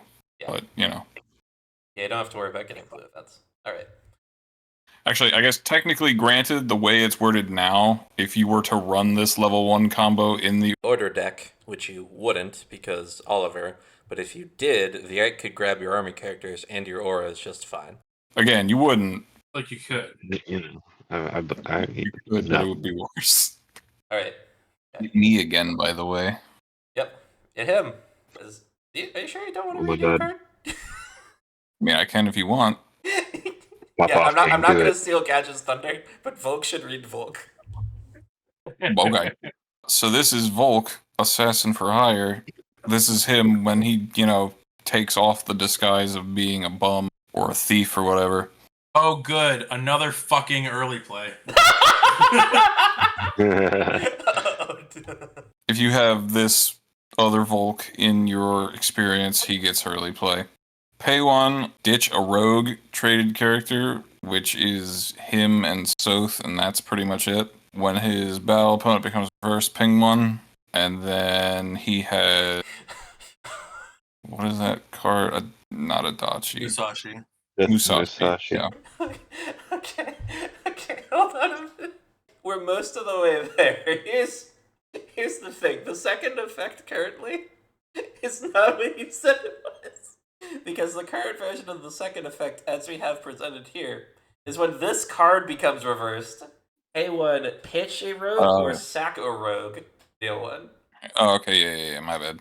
This I is think the idea was the other rogue is a bomb, so you would just suicide it, and then if you need to, suicide this, and then you can sack that one first for Did his we ever- effect. This card is like tiny for a 3/2, but like it's actually playing into the on reverse effect because it's trying to die itself and then give your opponent 1 damage back in response. Which I didn't see that at first. I thought this was on reverse burn 1, but it's not. It's when he becomes reverse, he can basically damage reflect for 1. That's why I had to ask, right? Because that was he read what on Yeah, battle yeah. opponent. And I was like, But yeah, if it's like intentionally like crashing, I don't know where that puts this. Okay, so it's like Luna Burn. That's the auto. It's like Luna Burn equivalent. If being reversed yourself is equivalent to reversing your opponent, which I don't know. The extra cost enabling is interesting, but I don't know how that plays on the cost if it's like priced the same way. The experience condition, because it's experienced at like a clock early play, is a chunk I think this would actually get smaller potentially.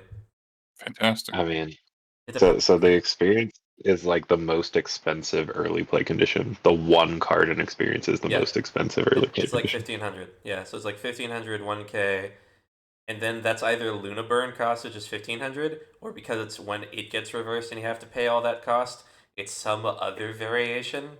So honestly, worth a question mark. Where's the question? I think this card's really good. It's something. Like, you think about what this card is, it's a burn one with a Musashi, which is like more damage than Ike, kind of. Mhm. Right? Because, like, yeah, it's gotta get reversed, and the damage has to cancel to activate the Musashi, but if they're just eating damage, who cares?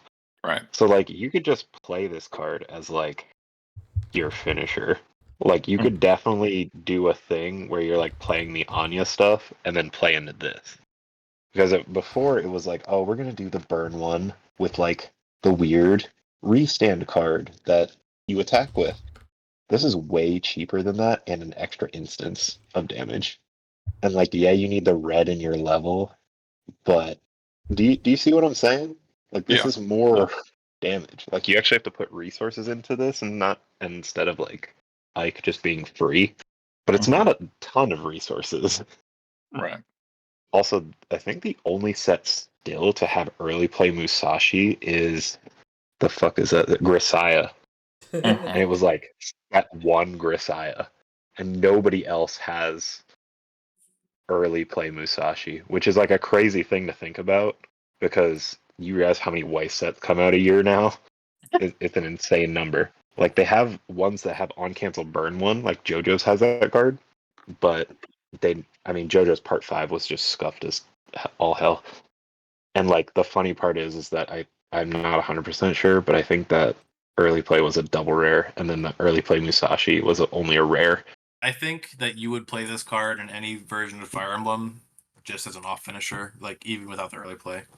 I think this is definitely going in the Anya build because like this is less resources than the Restander for the same like level of burn one and multi soul attack, and just has a Musashi on top of it. As long as you Yeah. secure rogue, sure. I mean, so I mean, if you play the because Soth combo, you've got way more road. That's true Which is too. great. Play Soth. Yeah, play the I mean, bag comp. oof, Yeah.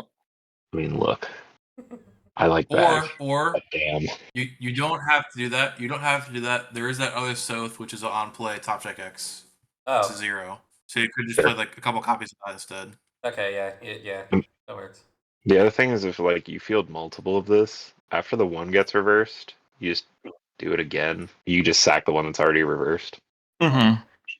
Also, if you want to get really fancy, you play it with the hand on core card, and you just like you can sack the same rogue over and over again, Holy. and then keep your board. And then you can burn one on your opponent's turn. That is correct. You can burn one on your opponent's turn. It's not like That's a plus for sure. it's not like. Here's the thing, right? Technically, Luna can do that too, but you know. Yeah, here's where I'm sitting Yes. on all this is like, yes, all this is great. We've hit a point, and probably already did like 3 colors ago, where we're starting to to get into the issue of you can't cram everything in this set together, right?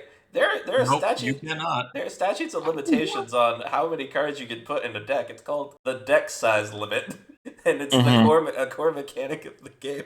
So like, I don't. I mean, I definitely brought that up Yeah, back in Ranoff because yeah. I mentioned how many fucking slots it takes to run that. Uh-huh.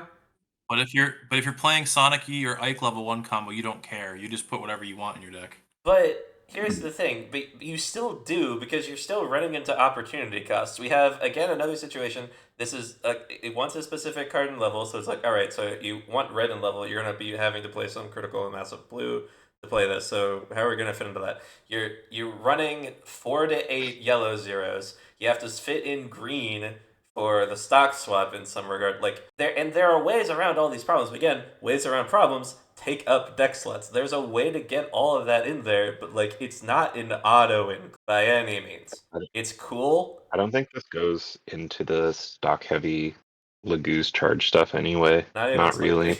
No. Yeah. It cuts into sluts a little bit too much. And again, I don't think this isn't as universal as what I was hearing Gadget say. Which, I mean, correct me if I'm wrong, if I misinterpreted what you were saying. But like, this is like. I mean, it's a if when he becomes reversed, you get to burn one, and then he's also a Musashi. Like in theory, any deck could just play this. Yes. Like I get what you're saying that it might not be a first option, but this isn't like it's not like you need to play the not memory experience package to play this card. You can just throw it in as long as you have blue. This is true. It really does fit into anything. Okay, that's fair. Yeah, if you have blue already and you're not trying to like early play it, you can just play like 3 or 4 of this, and it sends itself. Well, even if you're not playing other rogue characters, it's still a Musashi. Like you might want this as your third lane depending on what build you're playing. If you're playing the shot top end, for example, you might play this card as your third lane in the shot top end because you could potentially get a double cancel burn off just randomly. I don't know. I just imagine this being like, okay, we're gonna do the Anya combo stuff, and it's like, oh man, my opponent's out of gas. He's been doing this Anya combo the entire time. He's only gonna have one finisher thing because I've been killing most of them, and he's been hand on cord one, but like he can't have much else. And then he slams down the double Musashi thing at the end, and he's just like, no. Yeah. Because he's I'm gonna mocha this attack, and then I've got like basically off finisher ping one. Because like at worst, that's like kind of what a Musashi is. This is a ping one on it, and then if they cancel it off. My thing with that is, why would you do that when you could just play Ashnard and get ping ones off the Ashnard? Because that's so fucking expensive. Because this is way better. This is way better than Ashnard. Are you fucking kidding me? You think so? Yeah, because Ashnard's expensive as hell, dude. So much better. I guess so. I mean, the thing with Ashnard is you only need to play one copy of it to go full combo. This you need like 2 or 3 of. Yeah. And it's still like more expensive than this card. Yeah, it's like yeah. That's the thing. Like this so even if you don't do the burn one effect, like say your opponent has an open lane, that just is better for your Musashi to cancel with. Wait. So you could have like. And if you crash, you can proc both abilities, which at worst, again, I'm gonna point this out. If they cancel your damage, Musashi as at minimum a ping 1, and then if it gets reversed, that's another ping 1. Like that is better than Ashnard. It is already swinging for 3 soul. And if the damage sticks and it doesn't activate Musashi, you still get the ping 1 just for a cheaper cost than the stupid Ashnard. Which might get the Musashi trigger. And ping 1. And if the ping 1 cancels, Musashi them. Yeah. That was the thing that was that's great. That goes through, but the ping 1 cancels. Fucking dude, the number of times I've seen that happen. Oh my god. Then what you do is you play these two in front of the hand encore thing, and you have the other bar combo with the hand encore already. And then if your opponent reverses this on their turn, you burn one again. If you have that many rogues, that actually gets into how many rogues do you have available to you? So because if you hand encore both of them, right? Like your opponent is threatened at minimum with a ping 1 because they can sack the other one, which also then has like utility that could mess up their finisher. On reverse combos, yeah. Not even on reverse combos. If they reverse you and you create an open lane that really like didn't want to swing for that big of a number. That's it. Right. Or clock kick combos. This card is great. This card is very good. What was that stupid door combo with the 2-1 where you rest it in another character? I found what we're playing. We're playing you the Volke. Why? Where it's like because it's when it's reversed, it's not limited to once a turn, is it? No. Yeah. Okay. So you rock it and then you crash again and get another ping 1. And because you're crashing again, you have 2 instants of swinging for like 2 or 3 in there, which gives you extra chances to get your Musashi off at least once. That's 4 instances of damage, Jesus. and the 2 Wow. Racing I red, found so you have more reason to run the level 0. this is the only card I didn't think it was possible. We've somehow made that terrible door 2-1 combo go with something. You thought that Volke couldn't salvage a terrible card. You don't know Volke. I probably still wouldn't play it, but you could. No, think about this, right? So the racing combo is a 2-1, right? And this can early Yeah. play. And its early play condition is you also you red. could do So it. you can do could all of do this it at level 2. Oh my god. Oh my This god. is really funny, and Alright, that's a deck. wow, That's a deck. that's a Schwartz deck and a tonight. half. That's And insane. I'm literally never going to test it, but I need somebody to test it. And since you're running a heavy level 2 and 3 count, Oh my god, yeah, you play the and also your Musashi's just burn for more on Yeah. average. Oh fuck. Mm. This Man. is really funny, guys. This is Four awesome. pants, 4 door with Volk as the top end. Oh my god, Volk top end. Let's get it. Congrats, This was his plan all along. He was planning to make himself the meta. I mean, I just went for lore accurate assassin character.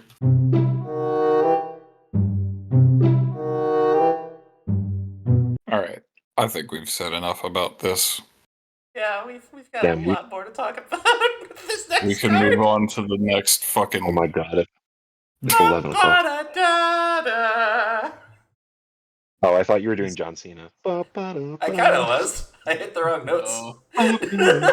He's a heel now. He's a villain. Is I it, know, right? uh, It's Yeah. this card, right? Is it time for me to read the card? It is time. Do it. Shit. So this is the Goddess of Order Ashira. This is your payoff for playing the army deck, and oh my god, this card quality.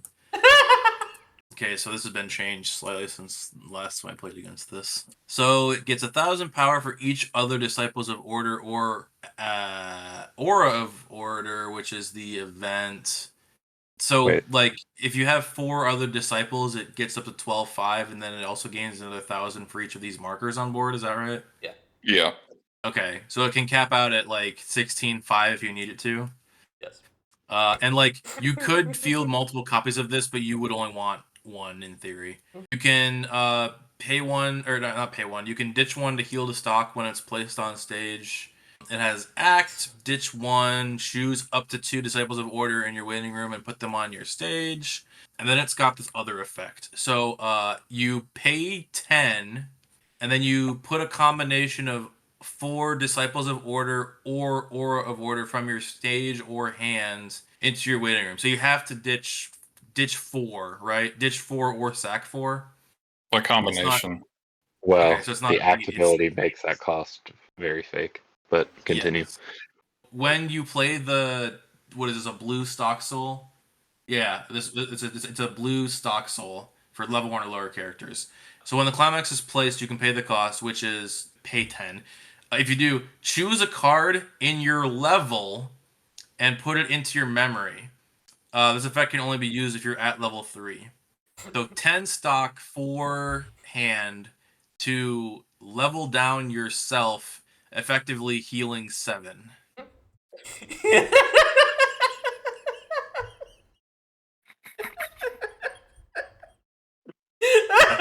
That silence is deafening. Okay. I'm processing. I'm internalizing. Here, let me give you some time. So this card gets 1,000 power for each specific names. Technically they would have like of your other in there, but hypothetically that's like 2 instances of that power effect. Which like cards like the Kishibe have, except not limited to. So it comes out to like 1k, 2k, something like that. That puts you down to like 9.5. Stock heal is like another 1k, so that puts you at 8.5. If we assume that combo is 500 power, which I think is honestly reasonable, that puts you at 8k. The act effect is obviously madness, but I mean there's a reason for it being the way it is.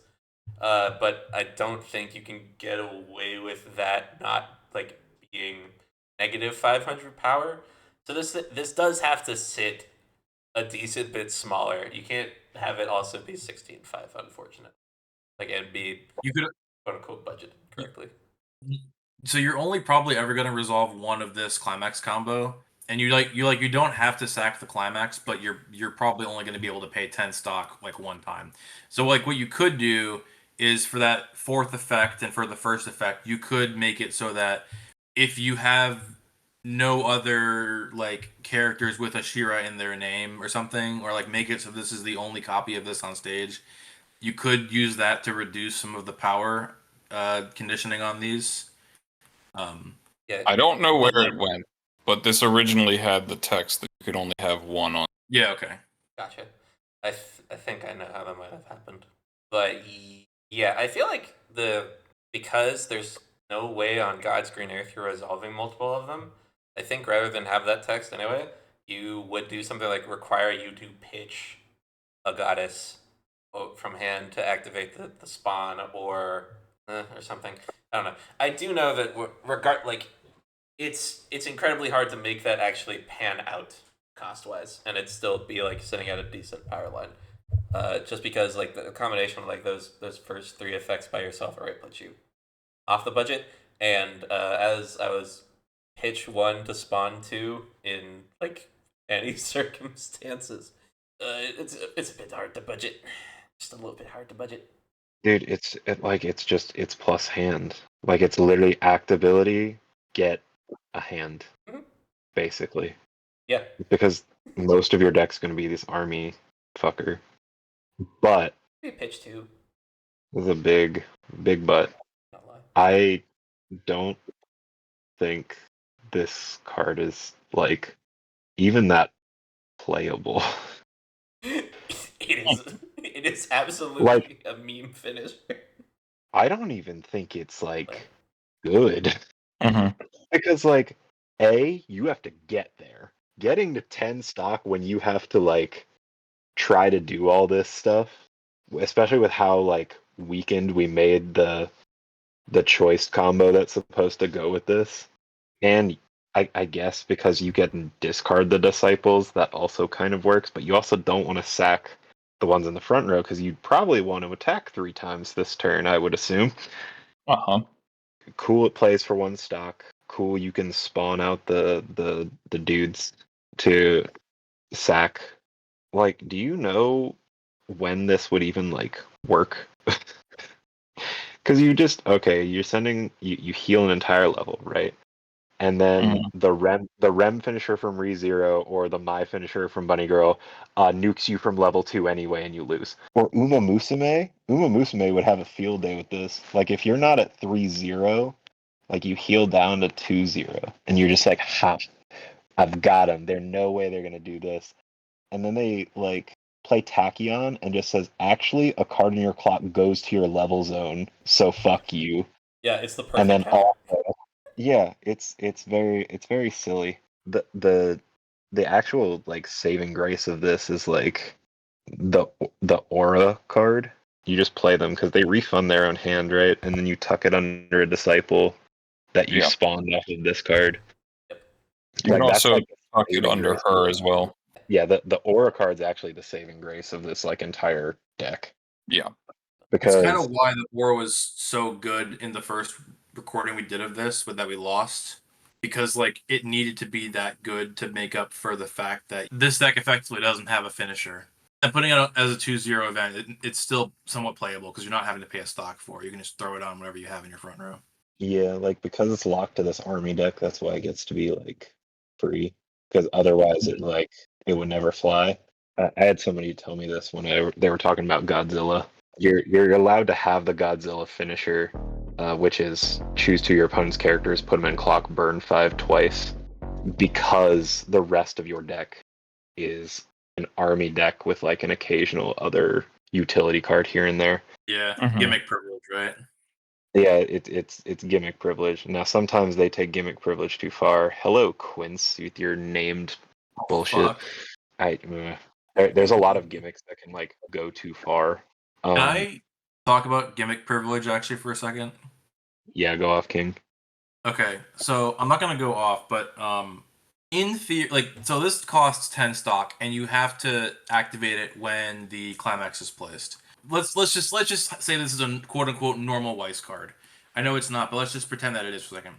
On your second turn, you're gonna attack 3 times. You're gonna get 3 stock from that. At level 1, you're gonna play the Randolph combo, and you're gonna play the what do you call it? The Laguz Stone event. So in order for that to work, you need 4 of the Renoff level 1, 4 of the Renoff level 2, and probably 4 of the event, and enough Laguz support that you're getting that in there, right? That gets you, let's see, so 1, 2, 3, so 4 markers, 4 clean stock, plus 1 from the 2 soul yellow climax is 5, and then your 3 attacks there. So that's already 11 stock, which is more than enough you need to pay for this, because this can ditch 1 on play to heal the stock, and also the climax gets you 1 stock. So you really only need 8 going into your... Oh, you need 10, because 2 stock to play Ashura. You need 10 stock flat going into your turn of doing this. You can get 11 just in your first 3 turns if you're playing the Randolph shenanigans. Problem is, that's at least 12 slots in your deck, plus the climax has 16 slots for yellow cards, which are not Disciples or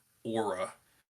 So again, 16 slots of that, plus you need some amount of other Laguz for the Laguz Stone to work. 8 of the Ashura and her climax puts you at 24, and then 4 of the Order event puts you at 28. And you're probably going to want to play the Tower of... What is this card called?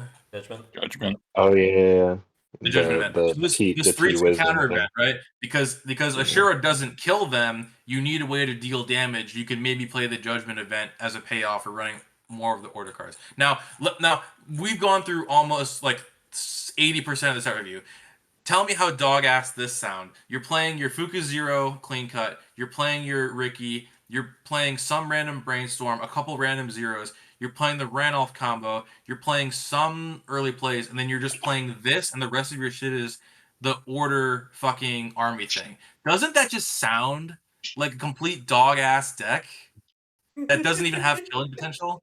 Uh-huh. Like, that is, Right. like, this is gimmick privilege. What I'm describing is probably best case scenario for this deck, and it's just so inconsistent that you'd never do it. So then you have to go, okay, the gimmick is I run like 30 Disciples of Order, I run the Aura, and then I run the Oliver combo. The problem is, without that insurance from the Randolph, you have to figure out how to get 5 more clean stock going into your combo turn, and I don't know how you're doing that without using Randolph. And the other thing is, if you're using Randolph, then your climax lineup is 8 2 soul. So yeah, I don't know how that's gonna feel either. Yeah. Like no At the matter very how you least, Oliver's choice. right, exactly. No matter how you slice it, you don't really have a super optimal way to make this work, even with gimmick privilege in mind. So like Which the Why Randolph the Aura stuff. of Order was the way it was before. That's kind of the payoff is like, look, yes, you can do the Randolph, and you can do after the Randolph, you do all that shit. You can just play Disciples the rest of the game with the Aura, and having them be level 1s means that you have that flexibility of if you didn't get your Randolph combo, you can still do a push.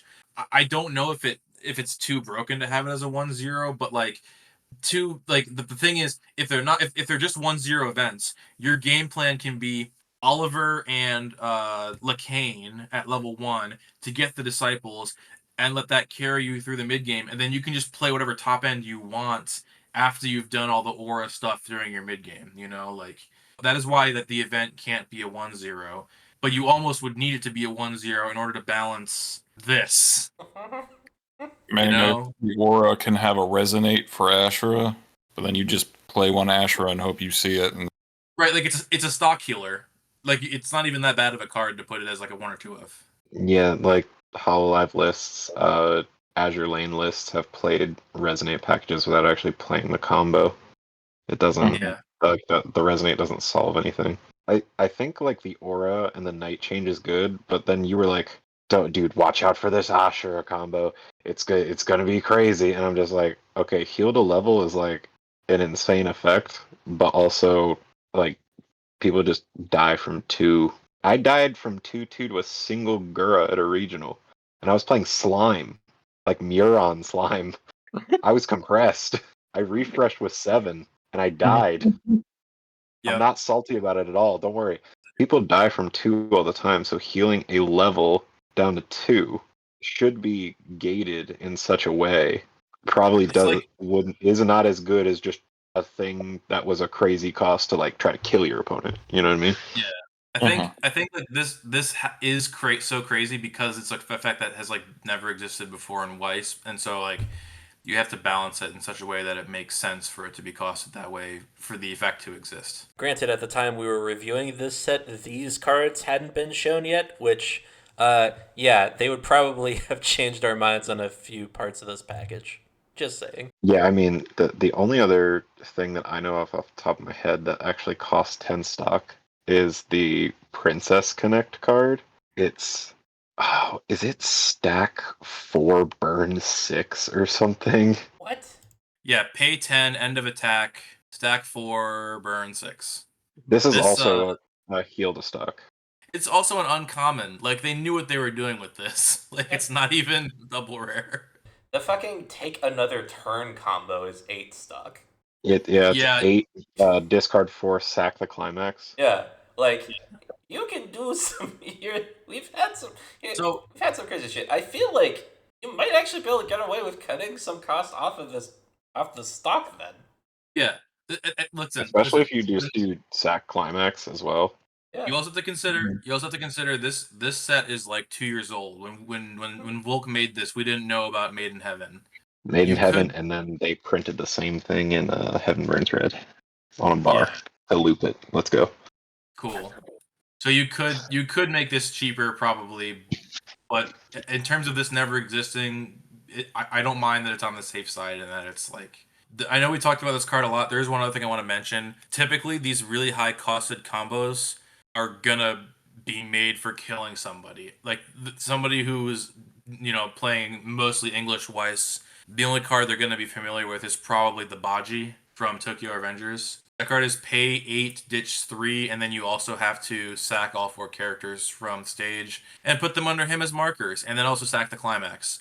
If you do that, you get to summon Kids Meal Mikey, and when he is played, you get to ping 1 for each marker he has. So effectively, you get to ping 1 5 times and restand. That combo basically just kills people. It's 8 stock, and he gets to swing first, so effectively it's only 7 stock. And like typically, if you're gonna put that much investment in a combo, that's what you expect. Is you expect that it's gonna kill somebody.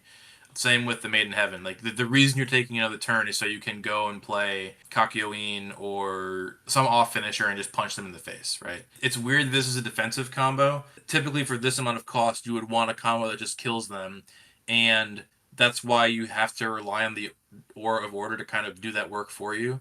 So it's not a particularly interesting deck to me. It's not a list that I would play, but I think it's interesting. I don't know how good it is. But yeah, Blank, what were you gonna say? I mean, the cost might still be able to be adjusted just because gimmick privilege.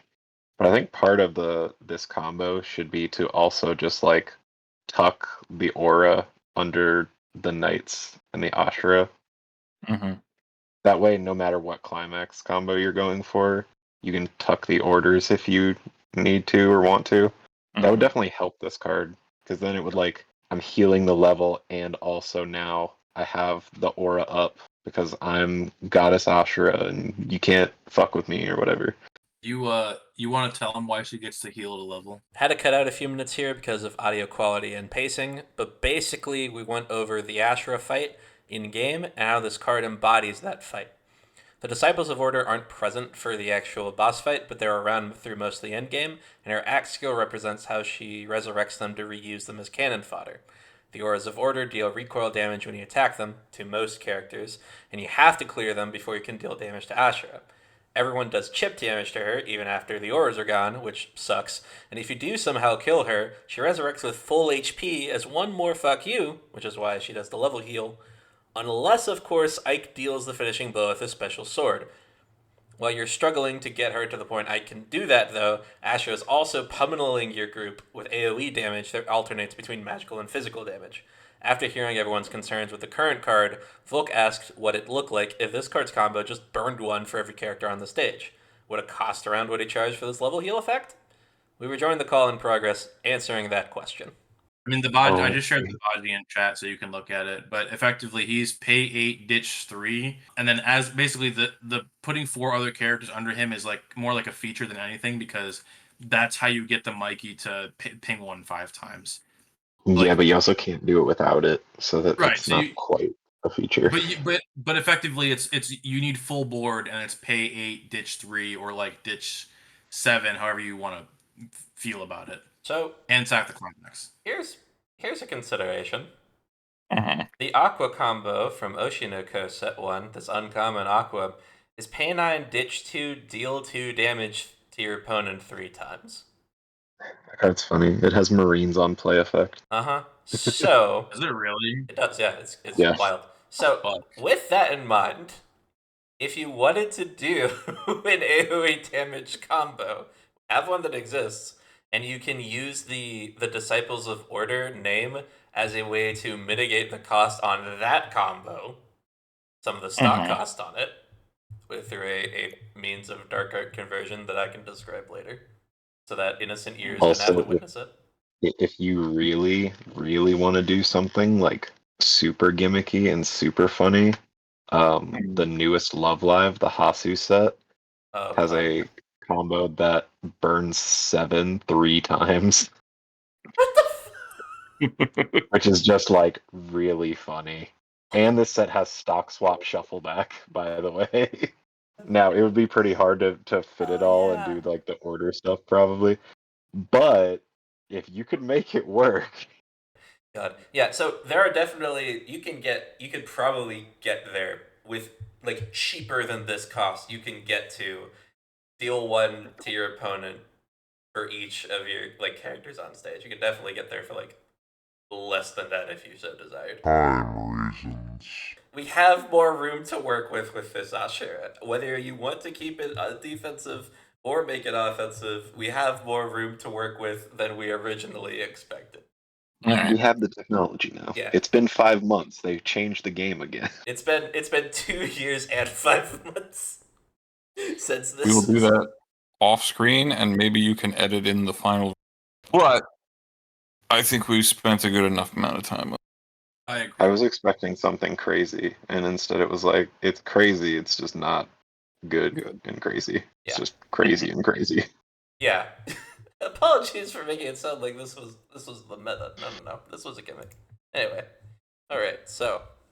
When this card is placed on stage from hand, this gets plus 4,000, not 4,500, but 4,000 power, and the following effect until the end of the opponent's next turn. Neither player can play backup effects during this card's battle. When this card's battle opponent comes reversed, it gains the character facing this gets -2 soul. I mean, I like the combination of effects, but why is it 4K when literally every other version of this is 4,500? Okay. If you don't know, I don't know. Copy paste errors happen. Also, wait, no. I think this is off budget just by merit of I'm pretty sure President's not 500. I'm pretty sure it's 1K. Hey, yeah, also, his name is King of the Skies, Tibarn. Oh, he's a blue lagoose too. You know, a Tibar is what my dad used to call rabbits because he thought it sounded funny because it's just rabbit backwards. Yeah.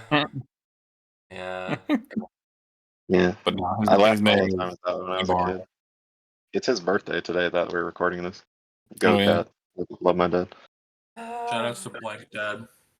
So yeah, this card's off budget. It's a fascinating combination of effects because, like, even if this is still like down to like whatever power line it should be, it's still swing oversized. They can't back over it, and then it gets this -2 soul effect, which actually is 2 soul is about the point it starts actually mattering. Like, it forces your opponent to play climaxes, and then like they can still deal like a point of damage with their swings, but it does become like, all right, I better be playing some more lethal finishers, otherwise this is going to be like a problem. Just a matter of I would rather play Makaya personally, but that's just me. Yeah. Like, I think the main thing is but like these effects exist. I don't think they've been put on the same card before, but the reverse minus whole thing exists, and well, if it was 4,500 power, it would exist. But you know what I mean. I just think the fact that it doesn't come down early, because like if you're at 3-2, if your opponent's playing like a respectable finisher, like you're probably in trouble. At least you might not die if you fielded multiple lanes, maybe, but eh. And then also they just blink it, and then your -2 soul goes away, or they bounce it, and your -2 soul never mattered. Yeah, but I mean, Like there's just other have ways the out. around this card. Yeah, I mean, just have the out forehead works against like enough decks that like bounce and blink are like, yeah, you know, it loses to the thing that everyone's doing to out normal cards anyway. So, like, Blink's actually a little more rare. Like Dal really made it like worth it to play their blink card because it was just so synergistic with what it was doing. But like random things will just have blink on them, and it's like, oh, this card that was already a little like sus to play at level 3 is now even more dead because this random set had a blink in it, and then bounce is just everywhere for everything. yeah, but if we made it an early play, we'd have yet another early play in the set. So sacrifices have been made. Rest in peace to Bart. The set's oversized. It's allowed to have a lot of early plays. Also, it's a custom set. We're trying to make cards interesting, I think, supposedly. It's not the worst thing I've ever seen.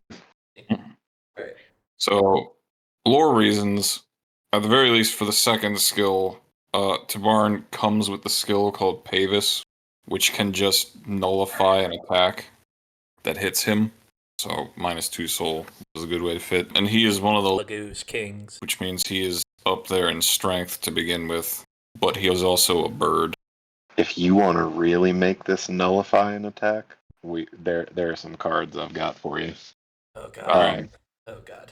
One of them is from JoJo's Part 5. Yeah.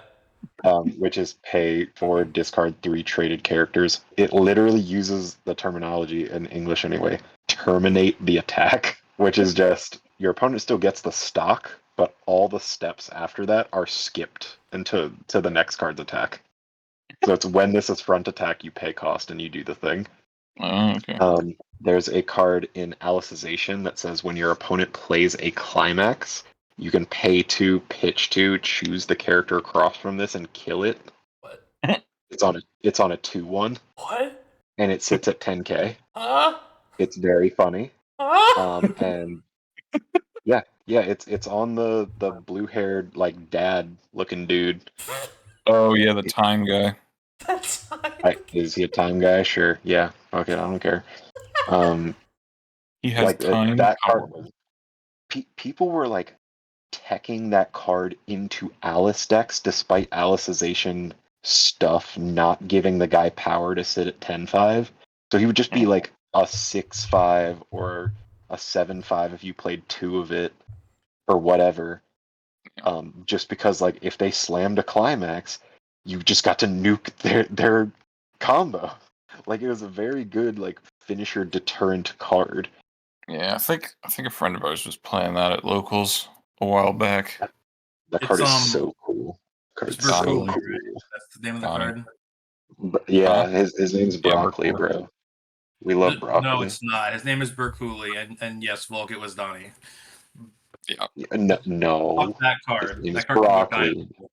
Yeah, that card is awesome, and it's the only Sao deck I've ever thought about playing because I hate Sao. But Alicization was like on Toonami at one point, and I was like, okay, I can kind of vibe with this. Kirito's in a wheelchair because fuck him. And we're focusing on something else, somebody else, finally. I think we're good here. Mm-hmm. Yep, moving on. Alright. No one has to burn a turn on this. This is the 4K backup for having if your opponent has a climax in it. Is this on spec? I think so. It's a clone of the Ten Commandments one. Okay, cool. I didn't realize the level 1 ones also got 2k. Because I've seen the 2 ones that are like 2,500 power and they gain 2k, so they go to 45. I didn't realize the condition and the power was would be the same for level 1. But yeah. Card seems fine. Can be grabbed off the hand on core assist thing. Right, theirs gets to do that, I guess, because it is specifically Ten Commandments trait, and this is just the trait of the set. But I mean, it's fine. Yeah, this I'll this get set the is tap counter. There's no way you're playing this, but it is searchable, so it gets the plus. Well, I mean, if you Have can't we, have encore we the seen an Zelgius, if you can't encore the Have we seen Zelgius, an anti-change? no, we haven't seen anti-change yet. I don't think. No, this set doesn't have any change. Ooh, see, actual weaknesses Ooh. in a Weiss set. Guys, he Oof. printed the freaking Sephiroth Adachi. You don't need anti-change. Just saying. Oh no, anti-change still matters, brother. Uh-huh. Anti-change still matters. Just saying. It's a profile You that's can not just in a run the custom. Sephiroth in front of their character, and it'll anti-change it anyway. But it's a profile Kind of that's not in the change set. to knock a column out and not have to pay 4 for a tap counter. It also an Adachi doesn't stop damage. Or reverse. Yeah. Yeah, but this set is money counter, so I can just use that to stop damage. Which is more expensive. But Okay, it's more expensive and an event and more useful on the finisher turn than some random ass early play. It is authentically a thing this set doesn't have, which is like noteworthy with custom sets. Missing what has become like, fairly standard utility profiles. It is a cool thing to note, provided it stays true by the end of this. I'm gonna bring up Dragon Maid one more time. Dragon Maid also doesn't have an anti-change, which is super strange. Like, because And it also a doesn't have semi-modern standby. set. Yeah, Dragon Maid just straight up is for different. It's so scuffed. It feels so bad. Alright, Printed out of its time. next up. This is King of Dark Omens, Nisala. When he's placed on stage from hand, grab one of his alter ego, put him underneath this card as a marker. When it becomes reversed, if the character facing this card is a level equal to or less than your level, you can remove the marker, bottom deck that character. At the beginning of your attack phase, you can switch this with its marker. The Covert King of Kilvas Nisala does not lose a soul from side attacking if it has a marker. Grabs the marker from waiting room the same way, and also has the switch effect. The switch happens at different times on these cards.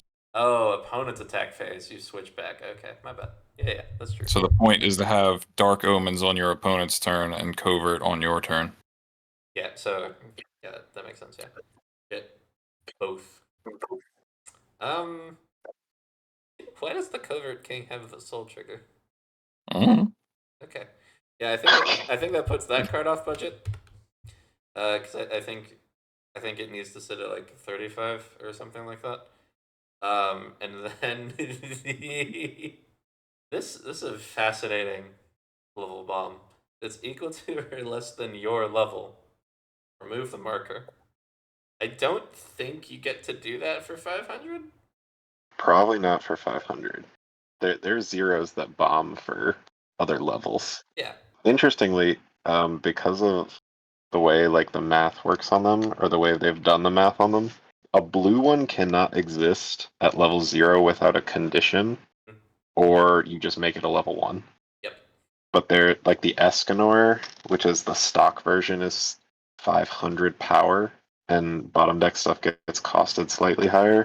And then there's a Arifreda one that's a clock one, I think. Yeah, and they've printed Yeah. reverse somewhere, which gives us like the whole spectrum. So we Oh yeah. get the vibe. Reverse ones are actually really funny. There's also a Setsuna, which says when this is reverse, reveal the top card of your deck, and it's that level or lower of a bomb, which is like we're Ganba bombing out here basically. Oh, you better be careful attacking me because I might just bomb you. Very silly card. This I'm is trying to streamline my commentary because I don't think either of these are playable. It's like disruptive. They have good synergy with each other. It's fine. There's not a reason to play them in the custom set outside of maybe that like uber defensive Black Knight deck thing. Maybe That is because if correct. you want a side to avoid. There is no deck that can play these cards. Despite them being okay. Nah, brother, Lagoose trait. You can play them in anything. you can use them. Oh my god. Alright. I disagree. Like, if you're playing the fucking Randolph, you don't need this card because you're gonna be playing other yellow guys. Bro, it was a joke about Lagoose being pushed. I wasn't serious.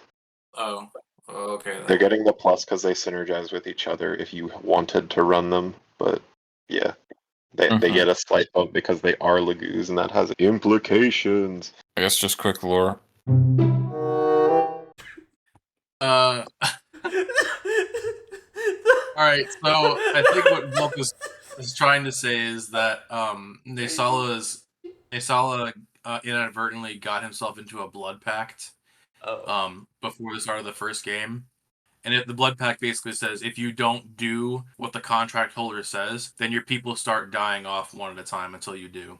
He's not really a bad guy. He just has to do bad things or else his people are going to die. So He's not a bad guy. He's simply bad negotiator. that's Honestly, not I don't even think he fucking signed the contract himself. Oh. Or at the very least, if he did, he didn't understand the concept. But it was also potentially just passed down to him. Oh.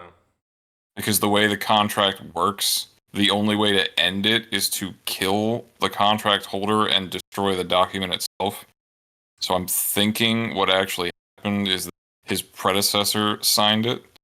Because he doesn't have the blood pact mark on him. Or at least it's not shown. And he never mentions it. But the contract itself still exists. I think the what is his name? The Lacane, the senator with the yellow hair. He is the one who owns the blood pact, as far as I know. Yes. So the theocracy are the ones that are getting them to do whatever they want. Mm-hmm. Dang. It always comes back to religion. Look, these cards are unplayable. I really want to talk about the next card. Can we go? Yep. Oh yeah. All right, here you Halberdier? Halberdier. Yeah, that one. Nefini. Her name is Nefni. Please don't get it wrong. Nefini. Dude, I'm saying it like, dude, it's Manaphy. All right, Fire She's Emblem even fans, blue. get them. Get him. Mods. Yeah, Beat this man to death all with hammers. like 2 of you that actually are watching this video. When this card becomes reversed Make during this your go opponent's turn, viral. you can make pay costs. If you do send the top card of your deck, it doesn't say where. If it has a soul trigger, deal 1 damage to your opponent. When this card is, Send it, just Yeah, full dude. send it. I assumed it was just going to be reveal, Nah, it's because then it no. would just like the second part of this card would just be like, yeah, that'd be funny. When this card is placed, was put in a waiting room from stage, reveal top card of your deck. If it's level 2 or higher, you can put it in your stock. I'm interested of why they're both not like the soul trigger thing, because from my understanding, having a soul trigger and being level 2 or higher is like, at least in some instances, is the same. Because there's that level 3 that they put it on finishers sometimes, where it's mill 2, burn your opponent for soul triggers, and then the Mai from set 1 Bunny Girl is mill burn for number of level 2 or higher characters milled there. So it's like, if you did, these both were soul trigger effects, I'd like the card even more. But you could just like make a deck with this and like the Volk Musashi thing, where you're just burning your opponent and like threatening them. Reverse me, motherfucker! Do it! I dare you! And the thing is, it's like this could refund the stock when it dies too. It's like, holy shit! You could do something with this. I have no idea. Like, that would be the only deck I could actually see it having play in, especially because it needs to specifically be reversed on your opponent's turn. And the card's only 1500 power. But you have like this, and then this is something you could play the Saver in. You pump it to swing over like their small lane or whatever, because you're still only going to be like 3k. And then they'll swing back. It's like, come on, reverse me. I dare you. And Or then again, sit the mist behind it. Well, yeah, but that's only at level 2. You get reversed, you pay the 1, you stack it, you reveal the card, it's got a soul trigger, it goes to stock, and then you sack the thing and you brought the card back, and you're just like, I'm back. Technically speaking, either option for Encore is missed. So the level 0 one as well. But yeah. If you're playing a lot of soul triggers, because if you make this card entirely soul trigger based, you could just put as many as you want in there and just like say can't touch this kind of thing. But also like the saver works if you wanted to like front, you do the saver and then this is alive during your opponent's turn now. Oh, you said saber. I thought at first you were saying saber, like there was some saber clone or something. No, the card that I put ban list on because it was banned in Symphogear Yeah. and only Symphogear, the Kobayashi. That's one of the card. mists I was talking about. Oh yes, mist. I thought you said miss. Yeah, I was like, yes. All right, what? 2 misunderstandings in one sentence. God, can you guys get better Missed microphones, please? Jesus Dude, Christ. missed understandings, bro. Missed understandings. Yeah. I Holy. think it would only be work in like a strategy like that. So I'm gonna give it a C plus. But I think they also wouldn't print this card, so Yeah, any card that deals damage at level 1 is probably like really good. And this can also just incidentally fund its own stock cost by like when it dies. So yeah. Lore, she comes with a skill called Wrath, which just increases her crit percent by 50. So that's the burn effect with this shit. Other than that, she is one of my favorite characters. Just cause cute country girl in armor. bro, all the cuties leave the country because I live in the country and they ain't hardly any cuties left. She is unbearably shy though, or not like shy, but she's self-conscious of, so she tries not to talk all that often. Oh my god, she's just like me for real, except the not talking part because all I do is talk. Except for her defining trait, she is exactly like. Alright. Next up. I mean, I am also extremely self-conscious, so it's fine. Oh, she's back! Am I reading this? You can, yeah. This is a 2/2 Titania. She's blue. She's a knight. She gets 500 power for each of your other Tellius characters. And when her battle opponent becomes reversed, you can choose one of your characters, and it gets on front attack. You can pop it back to hand. Or target like, by an if opponent's you- effect. What? When this card is frontal attacked or chosen for an opponent's effect, you can return this card to your hand. Dude, that's so sick. It's off budget because that first effect's 1k by itself. But like, dude, that's so sick. I don't think it matters. It's on to get on target and bounce yourself back. So you. Oh, they tap counter Your you? Well, opponent fuck just you. goes- I'm just gonna take the card back. Your opponent goes, I'm gonna level down you. I'm gonna make you minus power, and you just go, okay, here, have an open lane. Like, fucking. Yeah. How is that good? What do you mean? Okay, How is that good? So you know what the real problem is? Is that it doesn't really work most of the time is the problem. So because if you target it with like a blink, your opponent's effects go first for like something like this, and the ability goes away. This is why they don't have like target response stuff. It doesn't like work with Weiss's rule set. And if it did work like this, like your opponent's turn goes first. So if they bounce it, they're already bouncing it. Like you don't get the choice of going to your hand or not.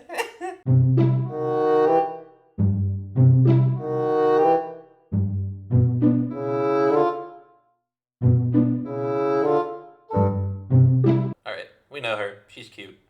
Next card. Oh god, right, next card. Mia, True Blade of Grail is a 3/2/9k. Pay to return this card to your hand. Ditch a card. When this card is frontal attacked, you can pay cost. If you do, trigger her Advantage Replay effect, which does deal 2 damage to your opponent. It also says when this card's damage is cancelled, you can put the top card of your clock into your waiting room. Isn't this card broken? It's expensive, Yeah. but it's also probably broken, yeah. So, for 2,500 power total off this card, when it's frontal when damage dealt by this card is canceled, top card of your clock in your waiting room. On cancel, heal. It doesn't. Pay to return this card to your hand. Ditch a card as your trade-off. You get a card back. You have to ditch a card. On frontal attack to defensive burn on your opponent's turn. And deal 2 is a pretty good amount. I think my problem with this is that like the Meliodas and Seven Deadly Sins gets this ability off of like a climax combo and also like pay one ditch one, I think. That's pay one. Okay, wait. Ungraded. But the Meliodas gets it. The Meliodas gets the skill for free. The skill is pay one to swing two back. So if you play the Yeah. climax, you don't have to you don't have to pay anything for that skill. So I guess it's not that far off then. I think the main thing that makes this card like crack potentially is the fact that standby exists. Mhm. So then it's like, okay, well, you stand by this out, and then say either the turn you did it, you can do the vantage thing, and then if they cancel, you heal. Or I mean, would you be able to you wait till do the cancel thing after she's already off board? So this doesn't actually require it to be on board, and the damage is still coming from this card. I'm pretty sure this can heal once on your turn and once on your opponent's turn if they cancel both. I don't know about that because does it. I feel like it needs to be on board to see the trigger. That's why I'm not sure, and that's also why they don't fucking print these cancel heal things. Oh, that's fascinating. You guys should talk about this card. I need to run to the bathroom for a second, but you guys should talk about this card while I'm in there. Oh yeah, Just also, trap a gift and leave. I mean, like yeah, if they cancel multiple times, they're also just healing multiple times, like with this fucker. Yeah. Okay. And like also standby, lol, we're cheating cost, and then yeah. And then also if the 2 damage thing when you come back to hand doesn't proc, which honestly I'm not 100% sure on, but I know if like so when a bomb gets reversed, like if 2 bombs are reversing each other, right? The opponent's procs first, but even though the bomb left the field, the thing like has still there, and it also gets like bottom decked Yes, or because whatever. its trigger happened while I was still on field, which is why that makes sense. Like just inherently to me. Like I accepted that because I've played enough like Right. Yu-Gi-Oh and So Magic and shit. Because this doesn't exist on field for its on field auto to trigger. the honest to goodness answer is I have no clue. However, because you can order these however you want to, if they cancel the Astra damage, you definitely get to heal again, and then also deal another 2 by doing the Vantage. Yep. But you would need to get the Astra on play. You'd need to have 2 level 3 standby out at Which climax is phase. tougher in the Yeah, it's which is tougher in this set because you only have 4 standby, also because but also like we're living in aggro it's a days. thing. I mean, like we're living in days that are aggro enough that getting 2 level 2 turns is like it's a pipe dream in a lot of cases. So like, Except for Hasu. Hasu heals on standby. They never leave level 2. I mean, until they do, because this like I get it, but like the standbys No, no. standbys. I've seen them live rem turns. It doesn't matter. Oh, I Yeah. lived triple rem. I was only 2-5 actually. If you're actually doing this combo with Stefan and Mia, keeping resources for that shit back to back. Yeah. Because you're No, resting a column with Stefan, so you're 1 attack less. And you constantly have to pay 2 bounce Mia, which means you have to replay her. Hope you stand by her again, I guess. Yeah, it's I a mean, big yeah. Also, the standby stuff or the Pegasus stuff was actually just like pretty good on its own. yeah. Right. However, like this stuff like existing is pretty crazy Yeah. because of the possibility to heal multiple times. Mm-hmm. I mean, like I said, it's how Hasu's doing it. So, like, I don't think this stuff's like inherently broken because it's so resource intensive. Mm-hmm. But I don't think they would do this like damages cancel heal without capping it to like once a turn. Very And I also unfortunate. don't think they would give it defensive burn. You need to like you would want to stand by on one of these, sure, but even if you didn't, like it's 6 stock to play 2 Mia, 1 Stefan, and then pay 3 ditch 2 to give the Astra to 2 of them. You generate 2 stock by attacking, and then you can resolve one of the Mias. So you would need like 11 stock going into finish your turn. It is Heaven's Burn Red, levels of damage in 2 lanes. So when on front attack, the opponent takes 1, and then you can pay 2, ditch 1 to burn them for 2 on top of that. So like this becomes a really good climaxless win con, but it is 11 stock to do it. I don't know how good we think Yeah. that is. You'd be like splitting triple color to do it. You'd be playing like stock soul standby because your way of getting all that stock is probably your runoff. It's like you can build this deck and do this, but it's one of those like cool thing, but why? I mean, when the freaking rogue card exists and it's still doing like more it's doing easier Your defensive damage and more Yeah, offensive that's damage. true. It's like Yeah, it's one of those things. for Yeah. less investment. The other thing is, with all of this like kind of in mind, you're setting up a defensive wall at level 3 where your opponent either has to swing into you and you ping them a couple times, or they have to side you. I don't know if there's anything there, but it is an interesting implication. But in general, like you're probably trying to stand by these in and not hard play them. So like, I It's feel like the real thing is like with all this standby stuff, right? The Pegasus stuff was like pretty good. So it's like, oh, you could stand by this. Oh, you could stand by this. The standby package has like 3 different level 3s already. So it's like it gets funky, right? Yeah. Because you're either gonna have to give up the standby finisher, probably, to play a standby trigger, or you're gonna have to have a really bloated level 3 lineup, Right. or you could ignore that and just play the standby finisher. Mhm. So I do think 4 standby was a good call for this set, by the way. Yeah. yeah, you're starting to see how many 3s there are. Yeah, there's a lot of stuff. All right. We haven't seen Very Mia yet, have we? interesting level 3. No, this is her only card. I like her hair. There's not a whole lot to her. She's Just a mercenary you meet early on. She joins the girl mercenaries and sticks with them. Weirdly enough, she's a character with a voice line in a cutscene, which like no one else in her game has. So she's got that going for her. All right. Sharp tongue sniper Shinon. During your turn, the character in your center position gets +1 soul. Pay 1 rest this. Choose one of your opponent's characters gets -3k power until end of turn. I'm so confused. Direct damage. Weirdly, giving soul during your turn. I know this is a card this was talked about. No, I can't say shit. This was a card that I know I sat down with Volke at some point and talked about the budgeting on it. So uh-huh. I'm gonna give myself a question mark on past me. This act ability can hit back row. Mm-hmm. Yep. He's a sniper. Nah. I understand that. Nah. Nah. There are cards that have just like act, pay 1, kill a 0 in your opponent's front row, and that would make more not like sense for the sniper part, but like more sense as a Weiss card. Because this is just like kill most brainstorms in the game. Yes. Pay 1, kill brainstorm, basically. Yes. And also center position gets a soul for shits and giggles, I guess.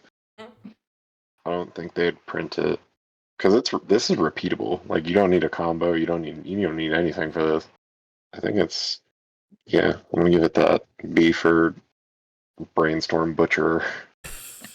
Am I right in thinking that this card is it's not in Dragon Maid, but like Dragon has this card, right? Like the +1 to middle on stage, and that card's like a drop search or something. Yeah, Yeah, the it's con. Yeah. Yeah. Okay. Okay. So like, the first ability is like 2k power. yes, that's why I'm like, pay 1, rest self, choose opponent's character, give it -3k. Has got to be like something like 1500 power or something. Like if JB has a reference for this, then fine. I'm sure he'll put it in during the edit. But like, I hope I think the one thing that's like saving this card a little bit is this custom set is really reliant on its back row cards. Because if you weren't super reliant on all like the level 2 back row cards or brainstorms, you could just field 2 of this every turn, pay 1 rest, kill your opponent's back row, and then whatever character you have in the middle position is just going to have a soul. I mean, you can do the same thing you talked about in Scooby-Doo, right? Where you're just going to have that fucking Volk Musashi in your middle, and then he just gets to swing for 5. So you know you're going to get the Musashi. Yeah. It's probably not as good as it was in Scooby-Doo, but like this card is absolutely cracked. What if you trigger 2 soul and he swings for 7? Yeah, that too. There are stock souls in here. He swings Okay.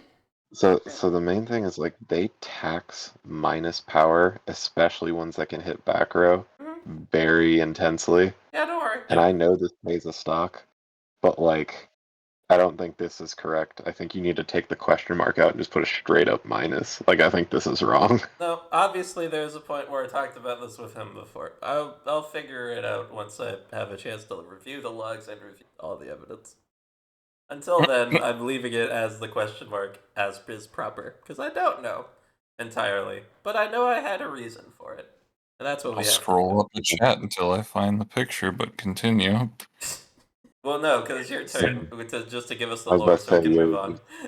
I mean, I can do that while I'm scrolling. Is Lord just sniper? Shinon is an asshole. Like, he's just an asshole to everyone. He's really good, and he's like one of the only 2 snipers You get in the entire first game, and the other one is a pupil character, so he's like your best shot at an archer for the whole game. In the second game, you get 3 whole archers that aren't horseback, and the other 2 fucking suck. So he's the best option. This is Good. And being Real an good. asshole makes sense for killing your brainstorm. So Yeah, he's an asshole. Mm-hmm. He does something that's just annoying. And as most assholes in that particular game, he is also racist towards the shapeshifters. this makes sense. Unfortunately. Unfortunately. Next man's. What? Yeah, Why? I'll show you. I'll show you what happened here. Okay. Okay. All right. All right, this is Gatry, the Shield of Grail. He's fucking pogging pretty hard right now. He's a knight. You can rest him to choose one of your other characters and give it +1 level and 2k on a turn. 1k. And he is End of opponent's a turn. JC for Telia's characters. Oh, I found it. 1k end of opponent's turn. Not 2k until end of turn. Didn't I say that? No, you said 2k until Yes, end of your yes. turn. All right, a level and 1k to end of opponent's turn. Whatever. We talked about this card like what yesterday? Or not yesterday, last week. Whatever. It's a knight. It's in the knight deck. It's a really good auxiliary level 0, and it completely invalidates the old version of the Grail combo, which we talked about in. Okay. Very funny. The new combo does not do any bounce back things, so like this card becomes a lot more splashable. Even in the non-knight decks, this card's pretty good. It's like probably like a C+ maybe. I don't know. I gave you advice on this card. I think I gave you bad advice. This choose one of your other gives 1 level and 1k until the end of your opponent's turn. That's like 1500 cross turn, which because it's cross turn, it would double the budget. So it'd be like 3k, and then the JC is a 500 JC. So if I told you previously that top effect, the cross turn power, was fine, I was wrong, or I was expecting something else. I don't know. Wires got crossed. Oh. I have a problem with this in like Oshinoko because they have a memory JC, and I was like super excited about that because they just haven't printed that. Like this was the first one since Iron Man combo, and I was like, okay, we're back. We've got another one. This is the first set I'm buying into that has a memory JC. This is going to be great. Problem is like that card is only 1,000 power and no power condition. And I kind of have a problem with this card too. This is like one of those JCs you like park in the back row because it's not big enough to swing over anything. And like, oh, I can save my guy. And it's like, oh, that's nice. That's nice of you.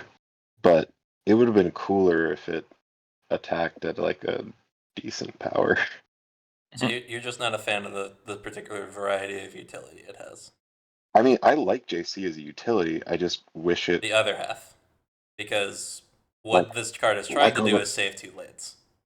I mean, 1,000 power kind of ends up mattering, but there's nothing in this set that's like, ooh, an extra 1,000 power is really going to put it on a crazy power line for me to scale with, like your average level 1 combo or when you'd want to be playing this. Yeah, probably You know not. what I mean? Yeah, that's fair. Except for maybe the next card.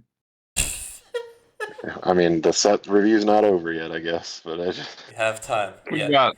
got 3 more cards after this, and then we're done. Yep. Oh, really? Holy sweet shit. Almost there. Yep. So he's the shield of Grail compared to like the other people. Is he just another mercenary guy? Just another assorted mercenary?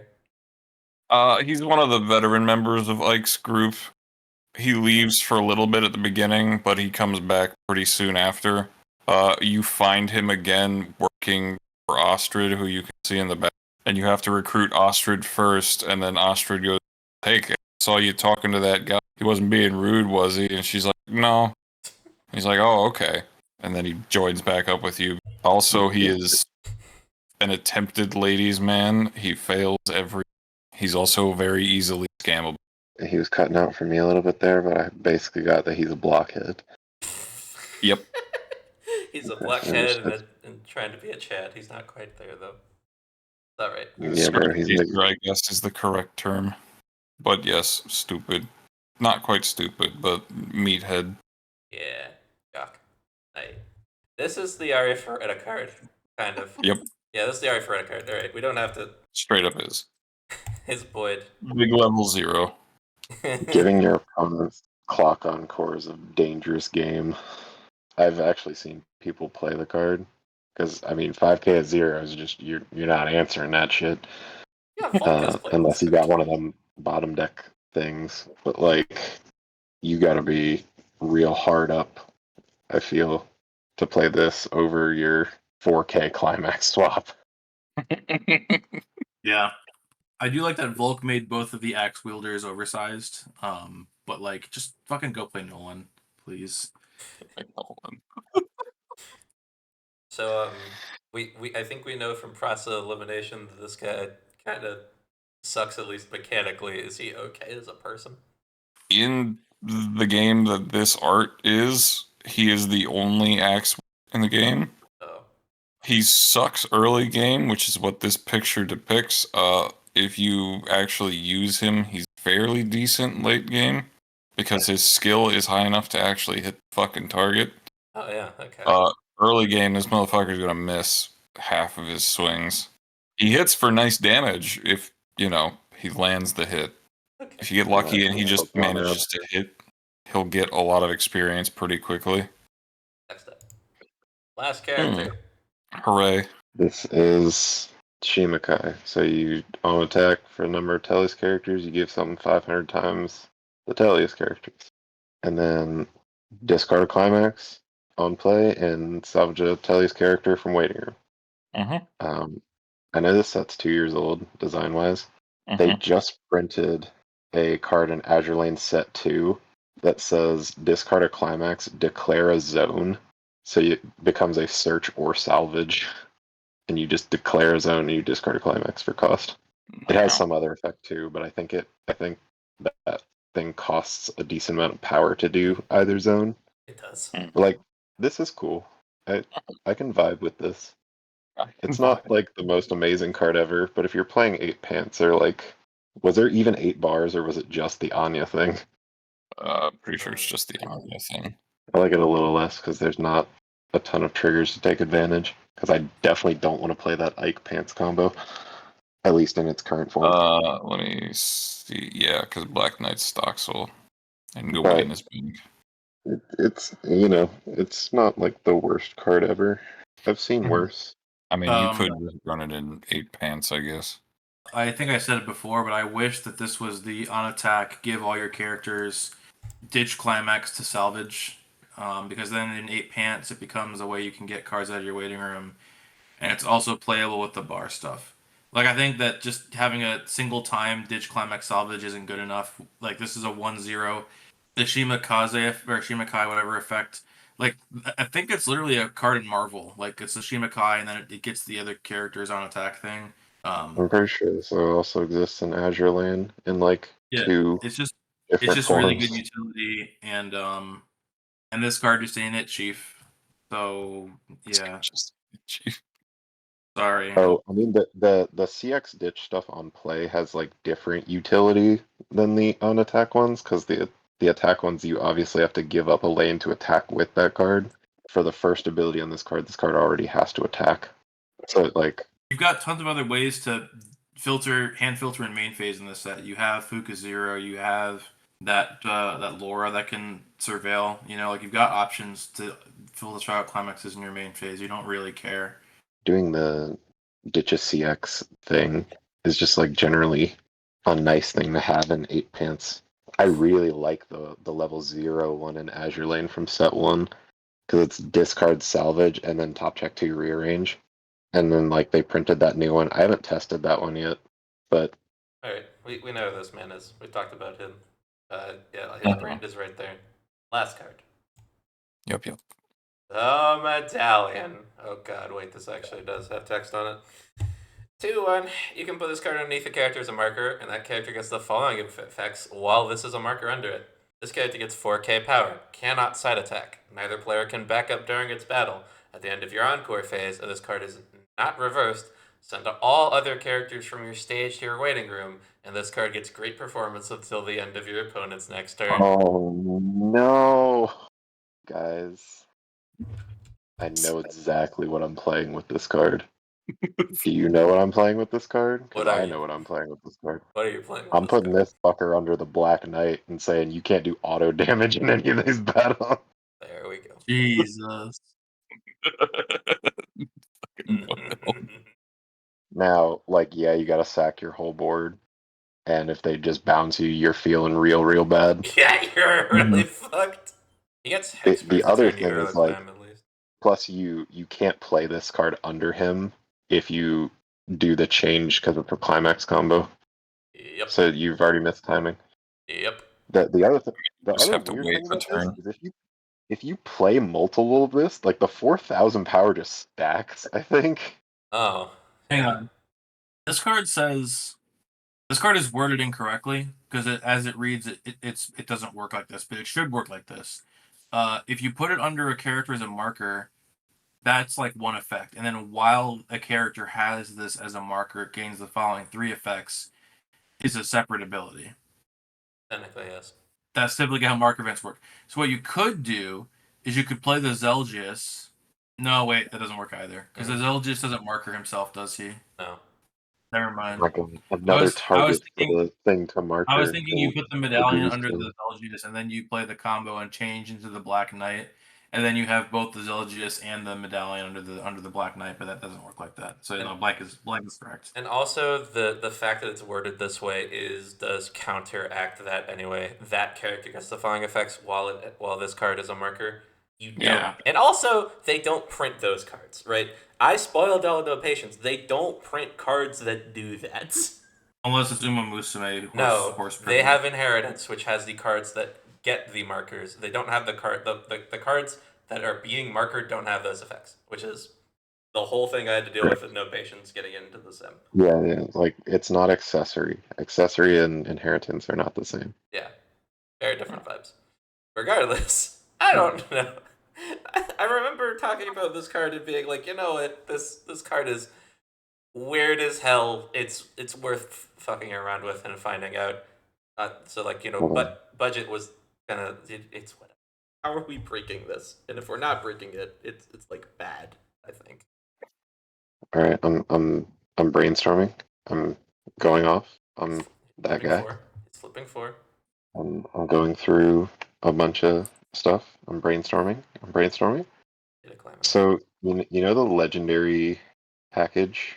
You could like do that because Marine is an incredible on-play effect. And if you just have like the extra resources, you can just play the 2-1 that makes them hexproof, and then you can play like this. So you have to play this stuff in like a specific order, but you could definitely like do that Mhm. and set up a great performance on top of a hexproof great performance thing. The other funny part is because it just says you neither player can play backups, you can still play the money counter event, and it doesn't need full board because you printed the old one. we can't put it on the dragon. The dragon is a climax phase changer. Yeah. So I mean, unless you hard play Hard play. the 3/3. even the other girl, because like the second part of the thing is giving 2K to all the legendaries. Was that a cross turn? No. Still end of turn. Okay, fair enough. But even still, like this card gives 4K on its own. So say like you just have a brainstorm in the back, or like a brainstorm in another card. Mhm. You play the marine version. You play the marine card first, right? You sack one of them off, do the marine thing. Then you play this 2/1 event, and you tuck it under the marine card, so you only lost at most one card on stage. Gotcha. Then you feel the other legendary, do your thing, and now your marine card is like 14K hexproof. And because it's marine, it can dig for events. And then also, if you don't want to go for the full legendary thing, we've talked about before just playing marine as marine. Right. So you just like set up 3, it's really cheap. You can dig for the multiple events you're looking for now because you want to make it hexproof with the 2/1 event. Because that event does not require to have those 3 named on board. It is just all of them with the legendary thing in name. And then this card gives it the great performance thing. And then you use the last one to like look for the money counter or whatever. Okay, that's silly. That's a very silly combination of cards. And all to get like assurance that a marine is going to survive. It's one of those things where it's like you'll have those cases where it's like your cards have built-in protection effects, but you don't. So Oh like no, your you could very easily still die. Yeah. Because the money counter is not like a memory kick. No. Because memory kick with great performance is really Really good, because the memory kick ability sticks on the great performance card, so you can memory kick all 3 lanes if you wanted, Mhm. and the power sticks. Yep. It's great. That doesn't work like that. So what you end up happening is that like you get a lane. It's just to save a character. To maybe kill them when they don't kill you because reasons. Forcing them to crash is also like a thing, and they can't side around the money counter now Uh-huh. because great performance forces front attacks. Yeah, you just have to not die at level 3x. It'll be fun. I'm sure it'll be fun. I mean, that's what the money counter's for. It's still not like higher than like a C minus or right? Oh, this event? Oh Yes. no, I think even playing to that strategy is not even like a real thing. I Yeah. just think like, what is the max potential of this card? Okay. Yeah. I mean, honestly, I think the max potential is just hoping your Black Knight survives a turn, put this underneath of it, and then get fucking on reverse burns. Even then, it's like we just blink the marker away. That would get rid of the abilities, right? Yeah, I mean, you could just blink anything with this on it at that point. Yeah, it's like blink and bounce, and it's almost the same answers to the Black Knight, to be honest. Yep.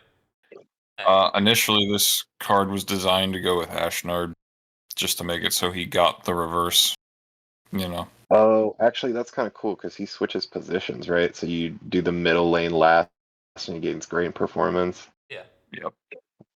I can vibe with that. Yeah, sure. And it's I'll also leave it lore as accurate Yep. because yeah, he's holding the medallion when he's going fucking. ape shit, Yep. sicko mode. Have you even listened to that song before? You just saying that? I just am saying it because I've watched other people say the words. How autism works. All right. With that, I just got to double check. I couldn't think of anything else to say about this card other than the Ashnard thing. So yeah, let's let this be over. we're done. This God. We're recording this. Hooray. We're recording this the night after I guess technically the same day, depending on time zones or whatever. That Mume's graduation was announced. It took us like 5 months across like several recording sessions to actually get this done because madness, as was talked about and read. This has been a a fucking ride. And all in all, the set's fun. Fire Emblem was a tangential thing for me. I appreciate fantasy chess. I really appreciate the Final Fantasy Tactics series. And so Fire Emblem's adjacent to that. Like, I haven't had a great deal of exposure to like the games themselves, except for nearly beating Three Houses. But the genre was cool. It was cool to recognize characters like the man from Smash Brothers, and also having actually played at least earlier drafts of the set to be able to actually sit down and be like, all right, what other secrets were living in this man's mind when he was trying to put this together? Because like even back when I had no idea what the fuck was going on with custom math, I was looking at these cards and being like, what the hell are we doing here? This doesn't seem like Weiss in places. And that's still true, which is fine because it's Fire Emblem. It's not Weiss at all. I should add what I would play out of this set, and that would probably be most straightforward Unga Bunga deck I could build. So probably your pants. I am still your Empress and to Ike. That sounds like fun.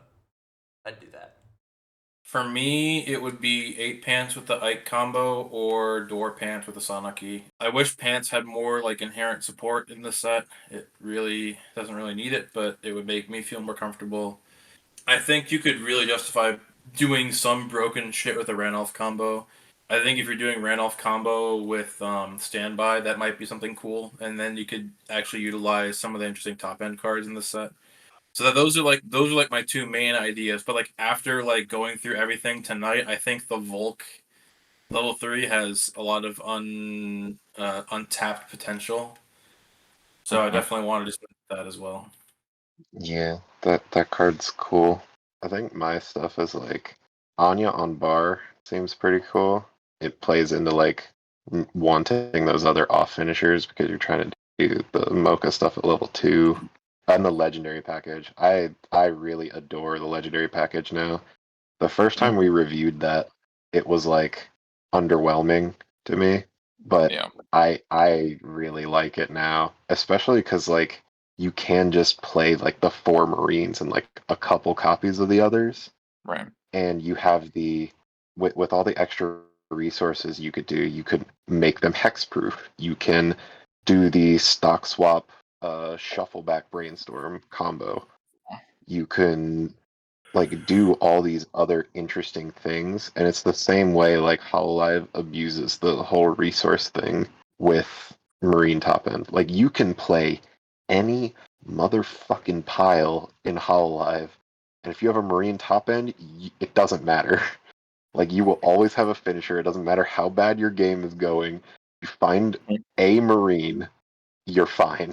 I've had days. Like usually. I've had days. Look, man, you play enough of anything and you'll get the Doctor Strange, except the gold bars are in your hand instead of. Do you know what the Doctor Strange is? It's Yeah. the 8 climax on top of your deck. And it's like, yeah, it's instead they're all in your hand. Like if I was going to actually build something from the set, it would be eight door most likely, just because I think the legendary stuff is really cool and I like finishers like that.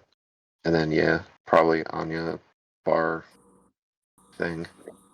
I know specifically for me, it is also the legend, or just being funny and playing Night deck with Bertram, but that's just because it's a silly deck.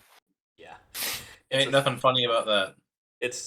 Let's not go back to Camelot. This is a silly place. Also, shout out to the standby combo too, Oh yeah. because we figured out how you can chain that with the hand encore card by just swapping the other one, and then you hand encore the 7K again, and you can pop off again by just playing the early play. That was kind of dope.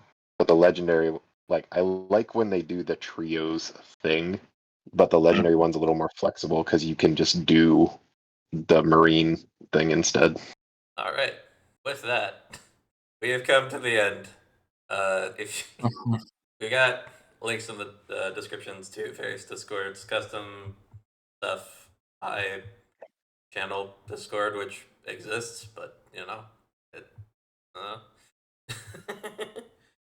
If you would like to be featured on this series, get in touch with me on Discord at G3Puffin. I would prefer they get me MSC export folders from so export HTML your set for the folder that it spits out into Google Drive, send it over, makes these PowerPoints very easy, which I feel like this review behind the scenes has done a very good job of showcasing those involved, because Volke had a pretty straightforward time of just going in, fixing cards that he needed to fix and whatnot. With that, this is the Whims of the Creator Crew, signing off for now. Peace! Bye bye. Good night.